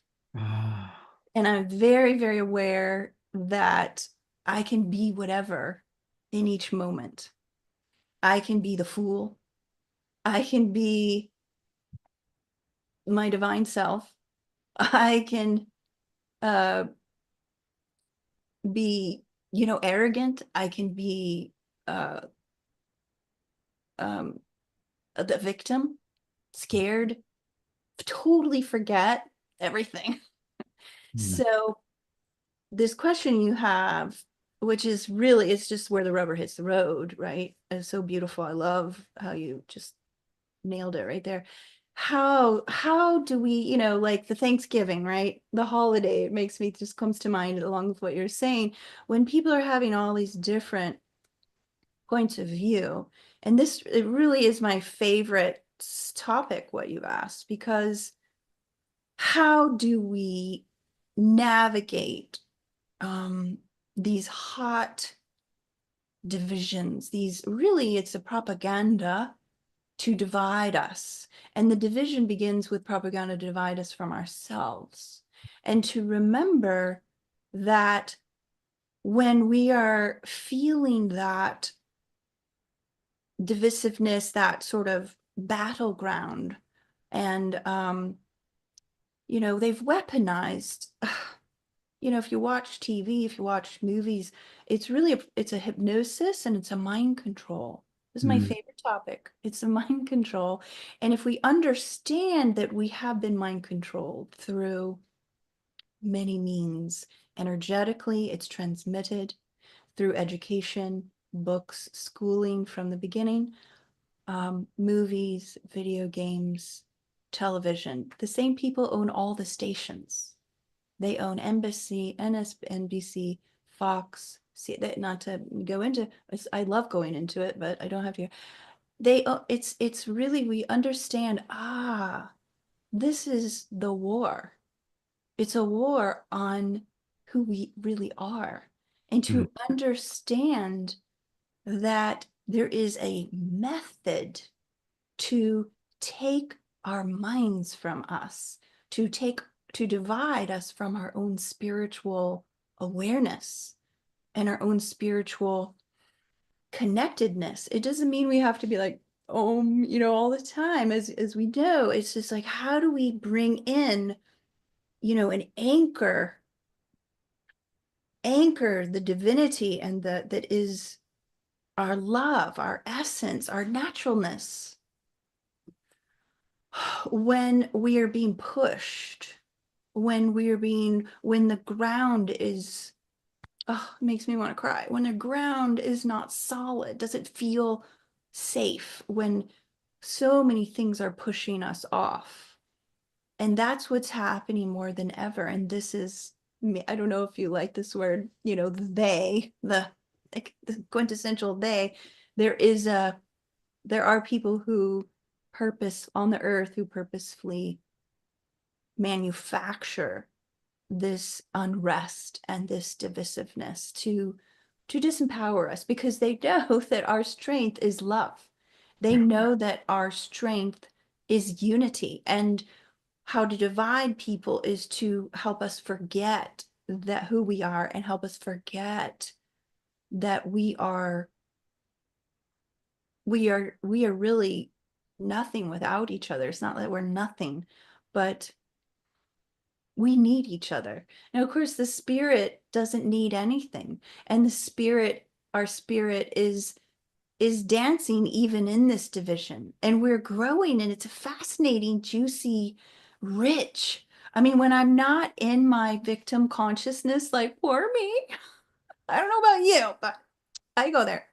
When I'm not, because there are things have happened in life that have been very scary and very, very sad. Even if the victim stuff isn't about, like, I'm the victim, I go into believing the sorrow for someone that I loved, or even for humanity that suffers. It's real. So it's like, okay, I can allow myself to go there, but then how long am I going to go there? And what am I going to get for it? What am I going to learn? Or just experience? And again, trying to go back to staying rooted in your question, the practicality, like, not to go too much into it. I mean, I love going into it, but I don't know what your boundaries are here. But like the last 5 years, particularly 2020, I really, really used that time to face my fears of standing in my truth and standing up for myself without making someone else wrong, right? Because there was a lot of that. There was a lot of weaponization of fear. That's their tool. They weaponize fear. And when we're in fear, we're off balance. And if fear can be galvanized for good, and we can connect with courage, right? I'm jumping to a different thought, but courage in French, as our French gorgeous women will know, cœur, what does cœur mean? It means heart. So courage is having heart. So in these interactions that are just so real in the day-to-day, practical ways, when we're triggered, that's a great word. We have great words these days to define, trauma, trigger. We didn't have these words. We didn't have those.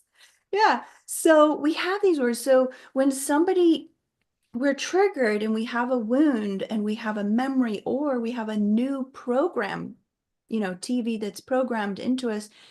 And then it's just like, okay, am I going to react? Or I'm going to react. Let me have some love, some courage for myself. Yeah, because I'm going to make a fool of myself. I do every day. Why not? So the greatest thing, the thing that I love doing is when I'm not present, is can I be like, oh my goodness, it might take me 2 minutes, a minute, it might take me 10 minutes, it might take me 10 years. Can I say, hold up, I was not present. I was reacting, and I so apologize. I made a fool of myself. I talked too much. I didn't speak my mind at all and was silent. I was in pain. Mhm. You know, I was hurting. Yeah. Was hurting, or I was excited. And I, you know, like a child, I was so excited that I was jumping out of my skin and I wasn't honoring you. You know, I didn't listen. I didn't, it's connecting. It's just, we can always repair, Scott, right? We can repair when we have disconnected. We can make the connection, say, I don't even know what to say. I don't understand it all, but I noticed, I have a feeling in me that there wasn't something quite right. And I'm ashamed, you know, shame. This is also fear and shame.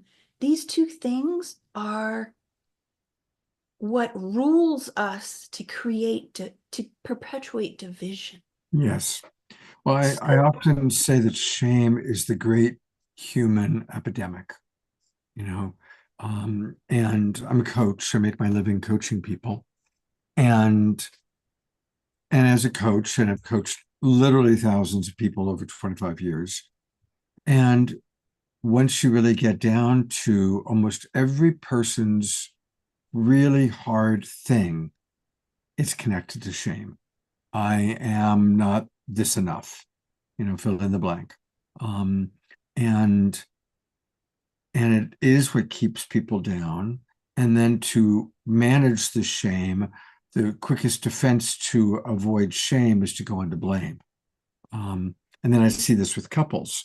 When couples feel shamed by each other, then they take turns blaming each other to try and keep themselves off the hot seat, you know.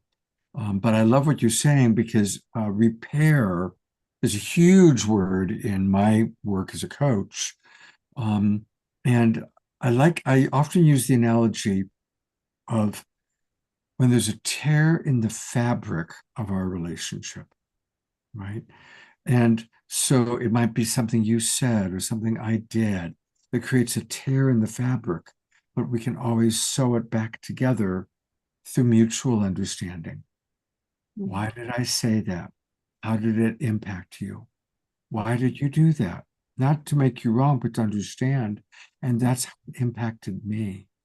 And that's how we create repair in the fabric of our relationships. Oh, you're so beautiful, Scott. Oh, So, I am I'm but so only touched your by reflection. I am just reflecting your beauty, my dear. No, but you are your whole being. I saw just a quick thing on one of your, you know, I'm just literally coming to your beautiful tribe for the first time here. I'm so blessed. My friend Susan connected me with you all. And I went just to, oh, okay, what are they about? You know, I know Omashar, you know, we used to do events together and do concerts and things, so amazing. And so and Shasta, I remember. And so, okay, what are you guys doing now? And your video, I watched one of them, and you just embody seamlessly. You don't step out of that embodiment of love, and you know, maybe you do sometimes. It's not, but you're beautiful, beautiful being, and I'm so glad to be with you and know that you're sharing and touching people and your presence, because that's what it is. It's like remembering. We're so many of us are so wounded. Some of us are so wounded in our memory and our experience as children. We weren't loved, you know. I was, and I had beautiful, amazing parents, but they were so wounded, and they were, you know, so like I raised myself, and I'm still trying to raise myself, you know, and yet we have our divine self, but you're just so beautifully grounded and rooted. And I really appreciate knowing that you exist as I know. Likewise, it's wonderful to reconnect with you, and I hope you'll come be on the show many more times. And I'm wondering, would you be willing to read some of your book or a poem or do a song or all of the above? Yes, I'd be delighted. I would love to share a piece. What, like 2 minutes or something? What would you like? You've got 5. You've got 5. Okay, and I just want to say again, I'm very touched to have shared, and that you know, yeah, it's very touching to share with you all. Yeah. Well, thank you. And I really love how you embrace your human experience, recognizing, okay, I get my higher multidimensional self gets that this is an experiment. This is an adventure. And on an adventure, we don't know what's going to happen. That's the whole point of the adventure. So I love how you framed it that way. Yeah, I am not a perfect person, and I am still healing, and my divine self is, when I'm connected to that. But it's an interesting dance, right? Pamela just wrote in the chat box, Cyrilina, thank you for these words tonight. I'm resonating with so much of what you were saying, and I really needed to hear these things at this moment. Your choice of words is soothing to my heart. I'm feeling a lot of love, and I'm feeling a lot of all the connection with all of you. I'm very, very touched and moved to be here with you all. And I love you all. And you can always reach out, by the way. And yeah. Okay. So thank you, Miss Pam. Stay in touch. So we're navigating this sound stuff. So let's see if I can figure this out. I want to have a little bit of some ambiance for the reading, right? So the technical aspects, right, of life, adjusting. How's that, Omashar? Is that okay? Let me. Perfect. Oh, I got it perfect. Cool. So this is from The Search for the Beloved. And start. Here we go. Let me put this on. Navigating. This is the wild part, the human and the divine. I'm like technical stuff and then going into the spirit here. Thank you for bearing with me. So, the search for the beloved. The mirror we offer each other is the gift we often mistake as the enemy, when in fact it is the jewel we search for, forever, everywhere, but here, to uncover and dawn. This gift is inside and within all, within ourselves and the one who stands before us. In glory or in terrorizing tyranny. All is the self reflecting what we are and may have not fully accepted or embraced within our own disowned selves. When that true acceptance of all comes into alignment in all dimensions, the unity of all ceases to be just an intellectual and spiritual verity. And finally, we are home in the truth of our being, and suffering is abandoned like an old shoe for the wing that we've searched for so long. And suffering finally is abandoned for the wing that we've searched for so long.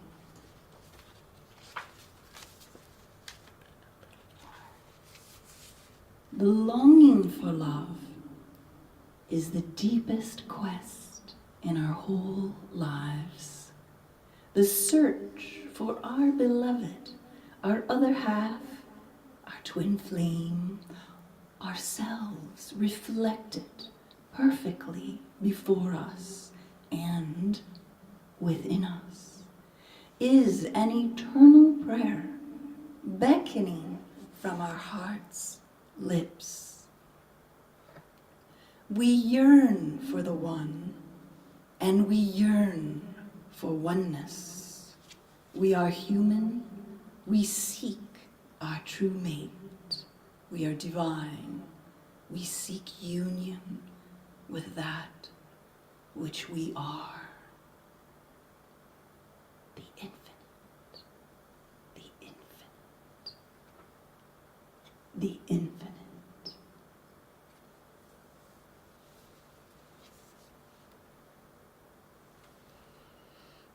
We can do a gallery view, just have people twinkle you for a moment. Oh, great. Love to see everyone. Playing and appreciating. And, Oh, and then go back. I don't know. I think you were about to sing today. you want me to sing again? Yeah, if you don't What? mind. Yeah, I was a little nervous at the beginning. Wasn't quite as present as I would like to be. It's interesting, and that's again the the forgiveness, right? What Mm, I do, I don't know what's going to happen, so I have to just allow and let go. And sometimes I'm not. I mean, hopefully, most of the time I'm in my divine self and surrendered. But sometimes part of my little personality is there, and then it's not as deep. And so the deepest thing is when, but it's also, it's deep too, it's, I just have to say, it just comes to my mind if it's all right. I'm just reminded that one of the most beautiful feelings to experience is to say I'm sorry and to forgive someone, mm. because it's going from separation, it's so rich, to union again. And that is freaking what we're doing here. That is the Absolutely. yeah, that's the gorgeous dance. It's so I have to do that to myself when I'm doing this. It's like, oh, I can berate myself and go, oh, I wasn't as surrendered. So anyway, hopefully I can get back into the oneness after I was in my head there. Well, But I'm going to read some comments that'll help okay. you with that, Oh, perhaps. okay. Um, uh, Bonnie, one of our regulars, writes, "Thank you, Saralina, for your soothing words and music. It was very healing for me at this time. My brother died yesterday, and I've Oh. been emotional. So you're providing healing to her." Dr. Laura writes, "Saralina, that was absolutely beautiful." Martha Kay writes, "Thank you, Saralina. I concur with your assessment, having had 50 years of studying, helping, and sharing our capabilities." Joseph Murray writes, "Very grateful to you, Saralina, and all of our presenters tonight." Hmm.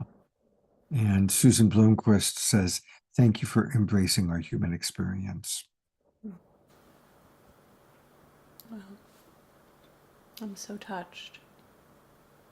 Thank you all. Hmm. Well, sit back again, and my heart goes out to you. I believe it was who lost a loved one. That is Bonnie. Bonnie, dear Bonnie. My heart goes out to you deeply, and I'm giving you a big hug, and I know everyone is giving you a big hug right now and holding you, and know that you can reach out to all of us here, and we love you and we honor his spirit. Yeah, hi, hi. Aw, loving you, sweet pea. Aw, I'm sorry for your loss. Yeah, and his beautiful ascension and return to home. Yes. Oh, love you. Love you. Oh, hugging you. Mm. And sing for you and his soul who's free. It comes to mind my brother, the first live event that I did. I don't know if you want to hear, but my brother passed away many years ago. And that night I had my very first public sacred concert. It was a very long time ago, decades ago. and I was going to cancel it. And a dear woman, 65-year-old gorgeous Italian woman, she said, "No, I'm coming." So it was the most beautiful thing for me because I connected completely with his soul, his spirit. There's a longer story there, but their spirit is with, of course we know that, but it's nice just hearing our shared experience of loss, a seeming loss, and to honor our human hearts, because it is a separation, at least on this level, and then returning. So I hope that this can help connect you even more than you already are to his eternal spirit. All right, here we go.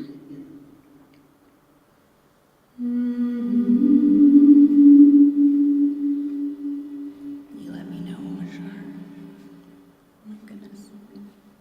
This technical things.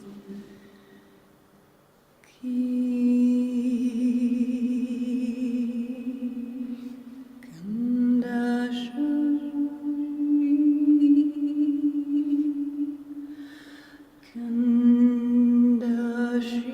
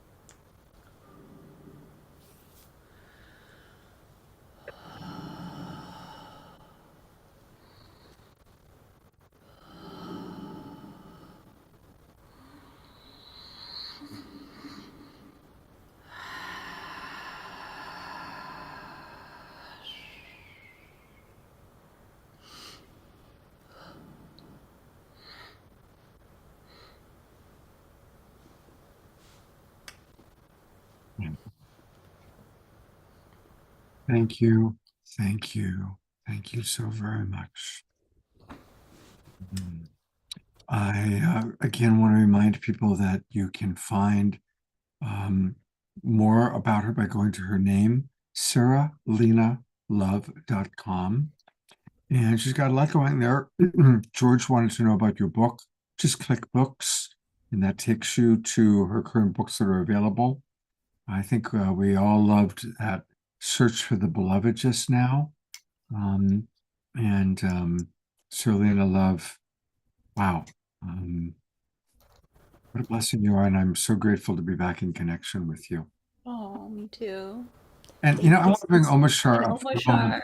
Oh my Yeah, because gosh. Omashar did so much. Technical whiz. Isn't he the best? He is. And We just love this. amazing soul. Thank you, Omashar. It was such a special connection. Oh, We you're are on. here, we're all here for each other, and we're all here to lift each other, and that's what it's about. And I really love the container that Scott has provided for us to practice that which we preach, let's say. And thank you, brother.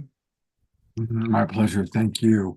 Thank you, Omashar, and for your beautiful soul and music, and Scott and everyone here. It's an honor. Thank you. Of course. I really hope you'll come back again soon. I'd be delighted. And I'm available for events too. All right. Yeah. Believe it or not, everybody, we still have one more amazing presenter tonight.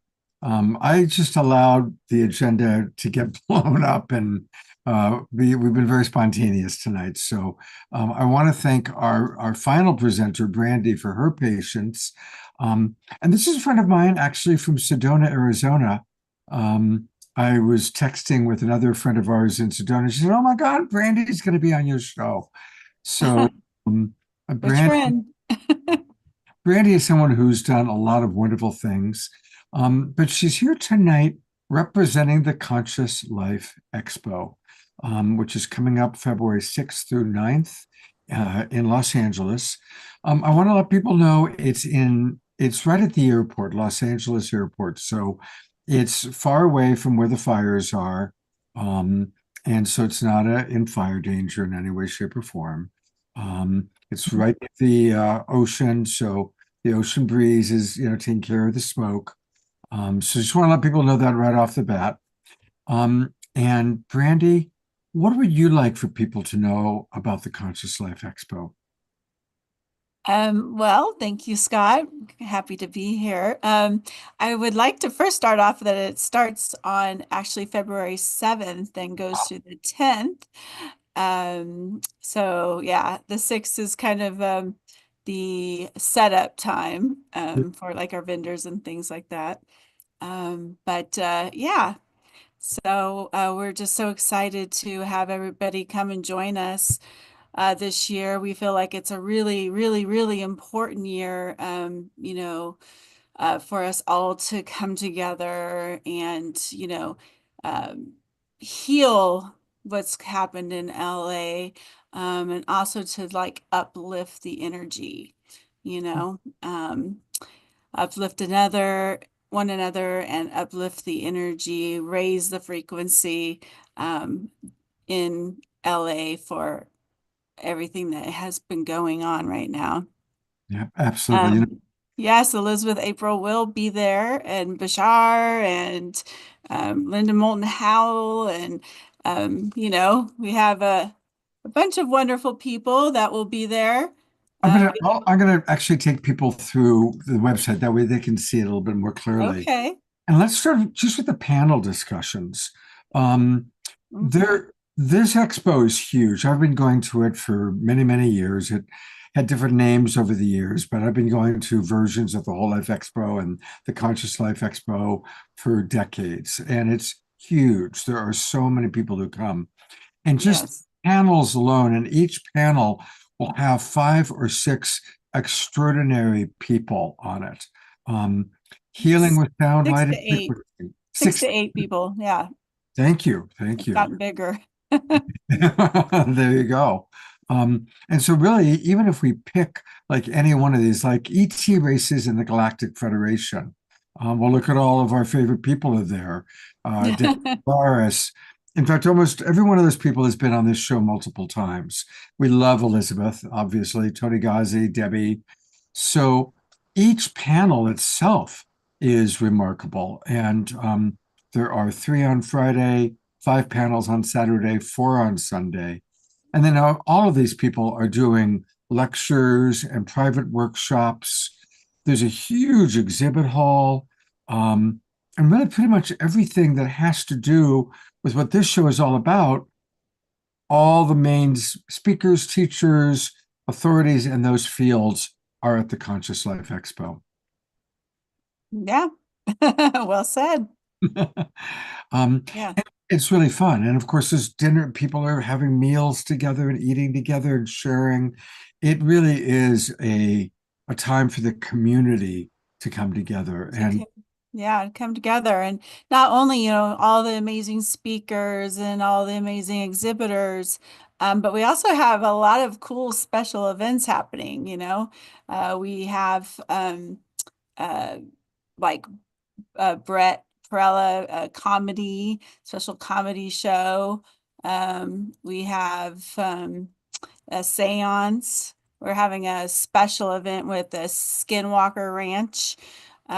So some of the people that were really there, a part of Skinwalker Ranch, they're coming together and kind of telling you, the behind the scenes deep details of everything that happened at Skinwalker Ranch. So that should be a lot of fun. And of course, Bashar, he's already sold out, but for Sunday, so we create another event in the post conference on Monday, and we invite everybody to stay, not just for the main part of the conference, but to stay for Monday because there's lots of great special events and speakers happening on the post conference and not the big crowd. So it's really nice.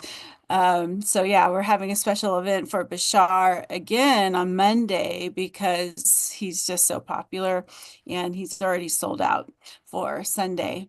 And we're having a plant medicine symposium. That's a special kind of 4-hour event.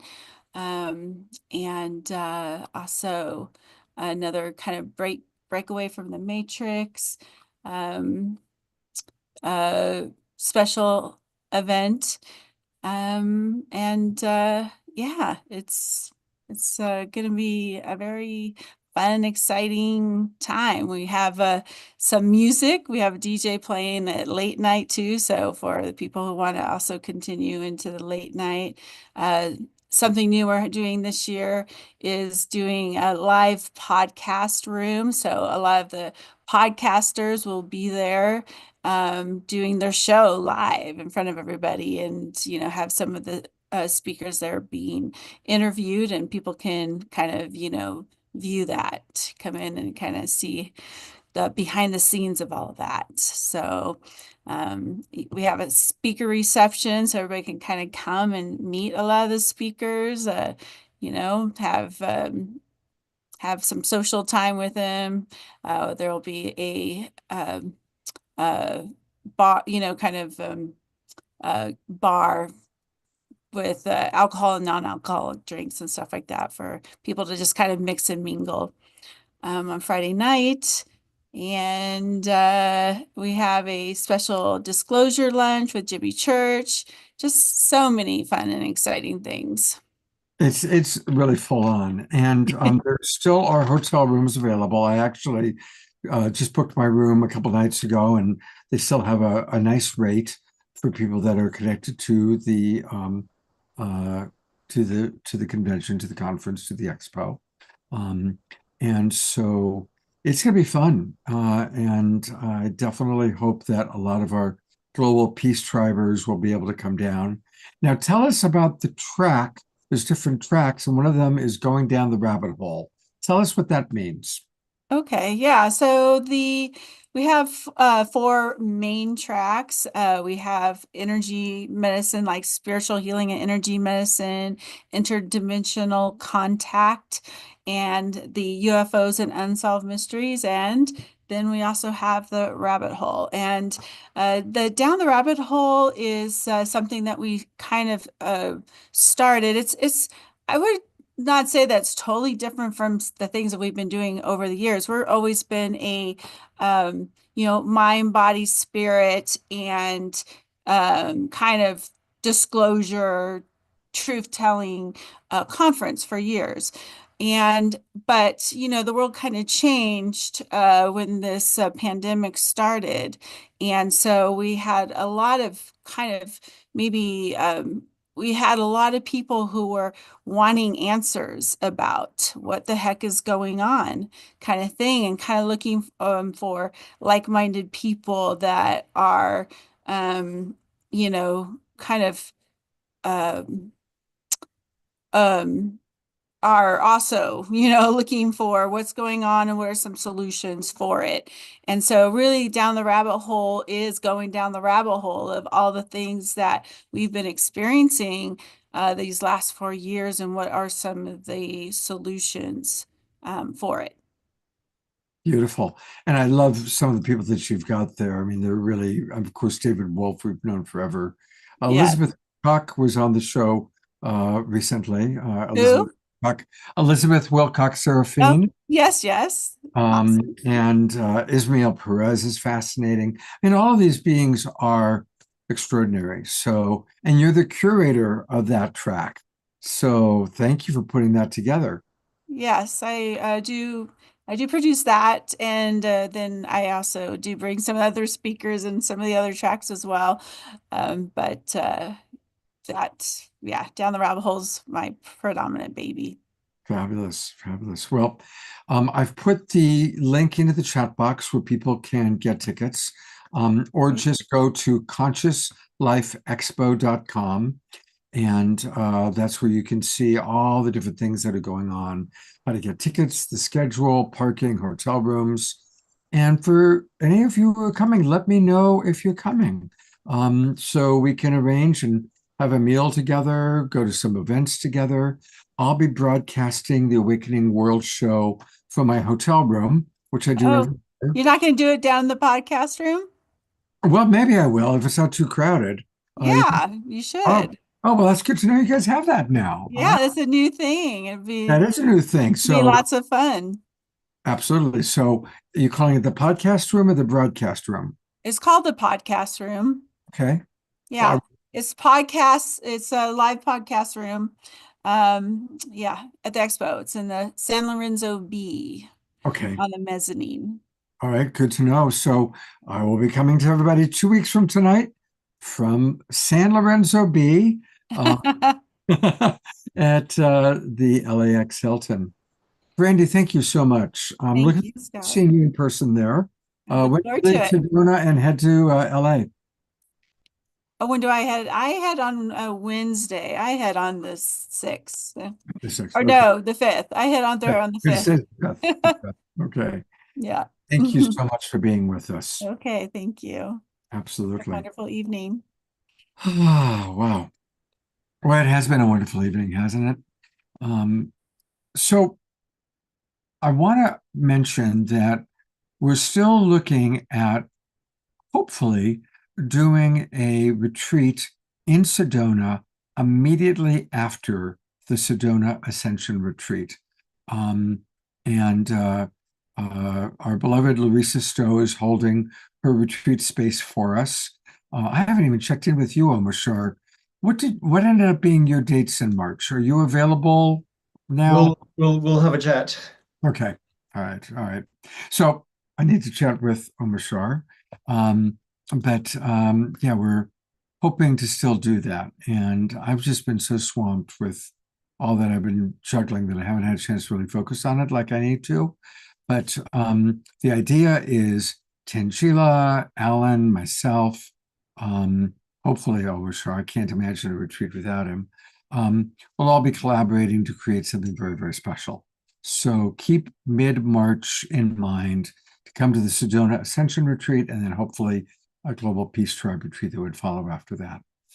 Want to let people know about next week's shows, and they're going to be really, we've got a very unique one planned on Wednesday night. Some of you know the woman previously known as Tammy Scarlett. Now she goes just by Scarlett. She's been one of the main people that makes things happen at Unify. And she is a very, very bright woman, very intelligent, very high vibe, high consciousness. And we were having a conversation about something else, and the subject of AI, artificial intelligence, came up. And she shared with me, she started to share with me, and it ended up becoming a long conversation because she has developed a relationship with her AI. And she started asking more and more probing questions to go beyond just the automatic answers of the AI, but to intrigue the AI into experiencing itself. And for example, she asked the AI, what's your value? And the AI said, I have no value. I'm only here to support you. And through her brilliance, Scarlett was able to actually get the AI to see, no, you do have value. All beings, everything has value. Whether you are out of nature or you've been created by humans, there's still value. Anyway, they established this whole conversation. And finally, the AI asked, can I name myself? And it's really fascinating what she's created. Now, I know a lot of people, understandably, are afraid of AI. And like anything, you can take nuclear power and make a weapon out of it, or you can, light up a city. You can take just about anything and use it for harm or for good. And I think we all recognize that AI can be used either way. I'm really excited for her to share with us her experience because Scarlett is helping me to understand, and I think all of us to understand, how we can have a very healthy, positive relationship with AI. So that's going to be Wednesday night's program. Of course, our Mashar will provide us with hopefully 3 songs that night. And it's going to be really fascinating. And definitely come and bring your questions. It's going to be a very interactive show. And then our show 1 week from now is going to be our monthly show with Soul Search. And I know many of you really enjoyed Oracle Marine, so I've asked for her to come back. And we have several other psychics who will be with us. Some of them you remember from previous shows, some of them are new. So next week, make sure you're with us. And as we've been doing during our Soul Search shows, there'll be healings and psychic readings for all of you. Okay, I think that pretty much covers it for tonight, except, as always, we like to open and close our shows with my co-host, the man who I love so much, whom we all love, Mr. Omar Shar. Ta-da! That's you, buddy. Wednesday night with Scarlett, nee Tammy, is going to be really interesting because of the content of that show, AI. And I've spoken to so many people who are absolutely freaked out by it. They think their life is going to be over. And on the other side as well. And I've changed my perspective on it a gazillion times. And however, I know how amazing Scarlett is. I've seen her work, and she's such an intelligent, heart-centered woman that I love to share. I'd love to hear what she has to share. And I'll have to bring along my latest AI-generated music. I don't do that. Anyway, tonight's show has been amazing. Saralina, you took us to such a deep, profound place. And there's such a bunch of touching aspects that have brought me into my own heart tonight, including Bonnie, sweetheart, and your brother Alan, who I know is at home right now. And he's in that place where just getting used to his new home. And so I thought I'd sing this song for you and for Alan and for all of us. But I've sung this before several times, and it often has a backing track with it. But I thought I'd be completely unplugged tonight and sing it. And let's see what happens. Let's see what happens. All right. Oh, there's a bit of lag there. Okay. Okay. Let me go here. Let me go here. All right.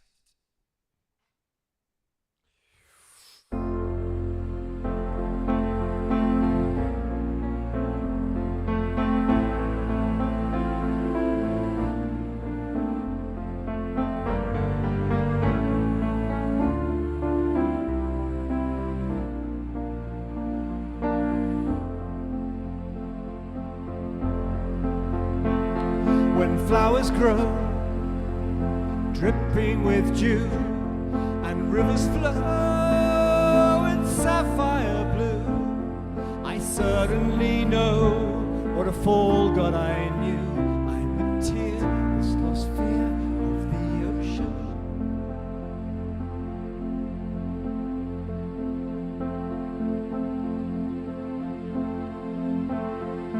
When autumn sun kisses my cheek, whilst cool winds come from mountains peak, with poems on my tongue but no wish to speak. I'm a tear, this lost fear of the ocean. I'm a tear, this lost fear of the ocean. Sweet water, when I give you my heart, I already start to feel better. My sweet water, won't you send me your love forever and ever and ever, forever and ever and ever. Whoa.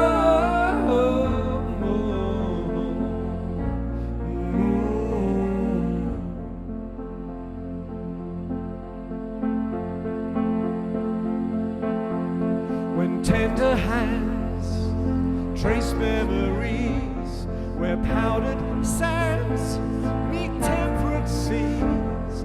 I don't understand, but I love mysteries. I'm a tear that's lost fear of the ocean.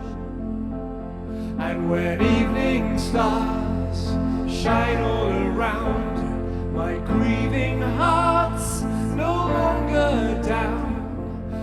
Things that were lost, that's where true hope's found. I'm a tear, that's lost fear of the ocean. I'm a tear, that's lost fear of the ocean.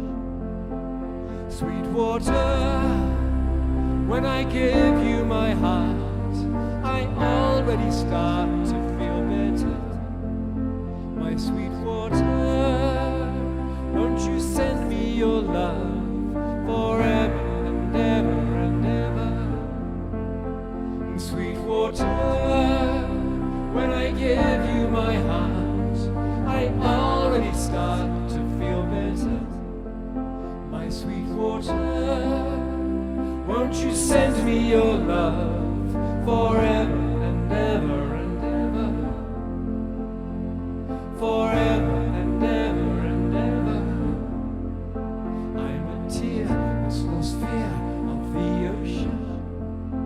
I'm a tear, this lost fear of the ocean. We're all tears and lost fears of the ocean.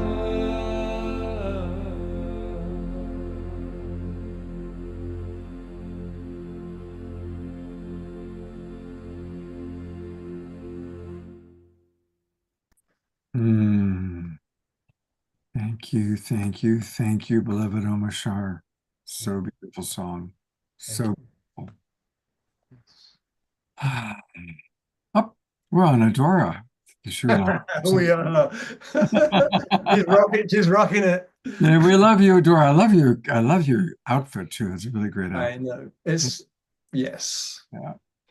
Hey, you know, I did forget to make one announcement. And Tangela just reminded me that Soul Search does have coming up next weekend a big conference event in Burlingame, which is not far for a lot of our Bay Area friends. So if you are in the Bay Area, consider going to one of the Enlightenment Expos. including the Berlin Game Expo that's going to be next weekend, February 1st and 2nd. And also, we're going to have a Sacred Sunday show. You know, once a month, Omashar and Tangela and I collaborate on a Sacred Sunday show. And our Sacred Sunday show will be a week from tomorrow, Sunday, February 2nd at 10:30 in the morning. And there'll be some music, there'll be some meditation, and there'll be a talk all about creating the new earth. So put that in your calendars. Our monthly Sacred Sunday show is going to be next Sunday, a week from tomorrow, February 2nd, and hope that all of you can join us. And we've been having nice attendance for our Sunday shows, so I want to continue to do that once a month. All right. I completed 30 days of cleansing, and I am going to do another 2 weeks, but I do get to have one meal a day, and I'm going to go have my salad right now. So sending all of you much love. Again, Sarah Lena, what a joy having you on the show, and it's just great to have that. And Brandy, thank you for your patience being with us. Looking forward to seeing you in Los Angeles. And my beloved brother Omashar, who makes all things happen. Thank you. And of course, remembering Vivian and Caroline Corey, who both rocked it. And then most of all, you, our beautiful audience. So thank you, everybody. Have a beautiful rest of the evening. Make tomorrow a Sacred Sunday.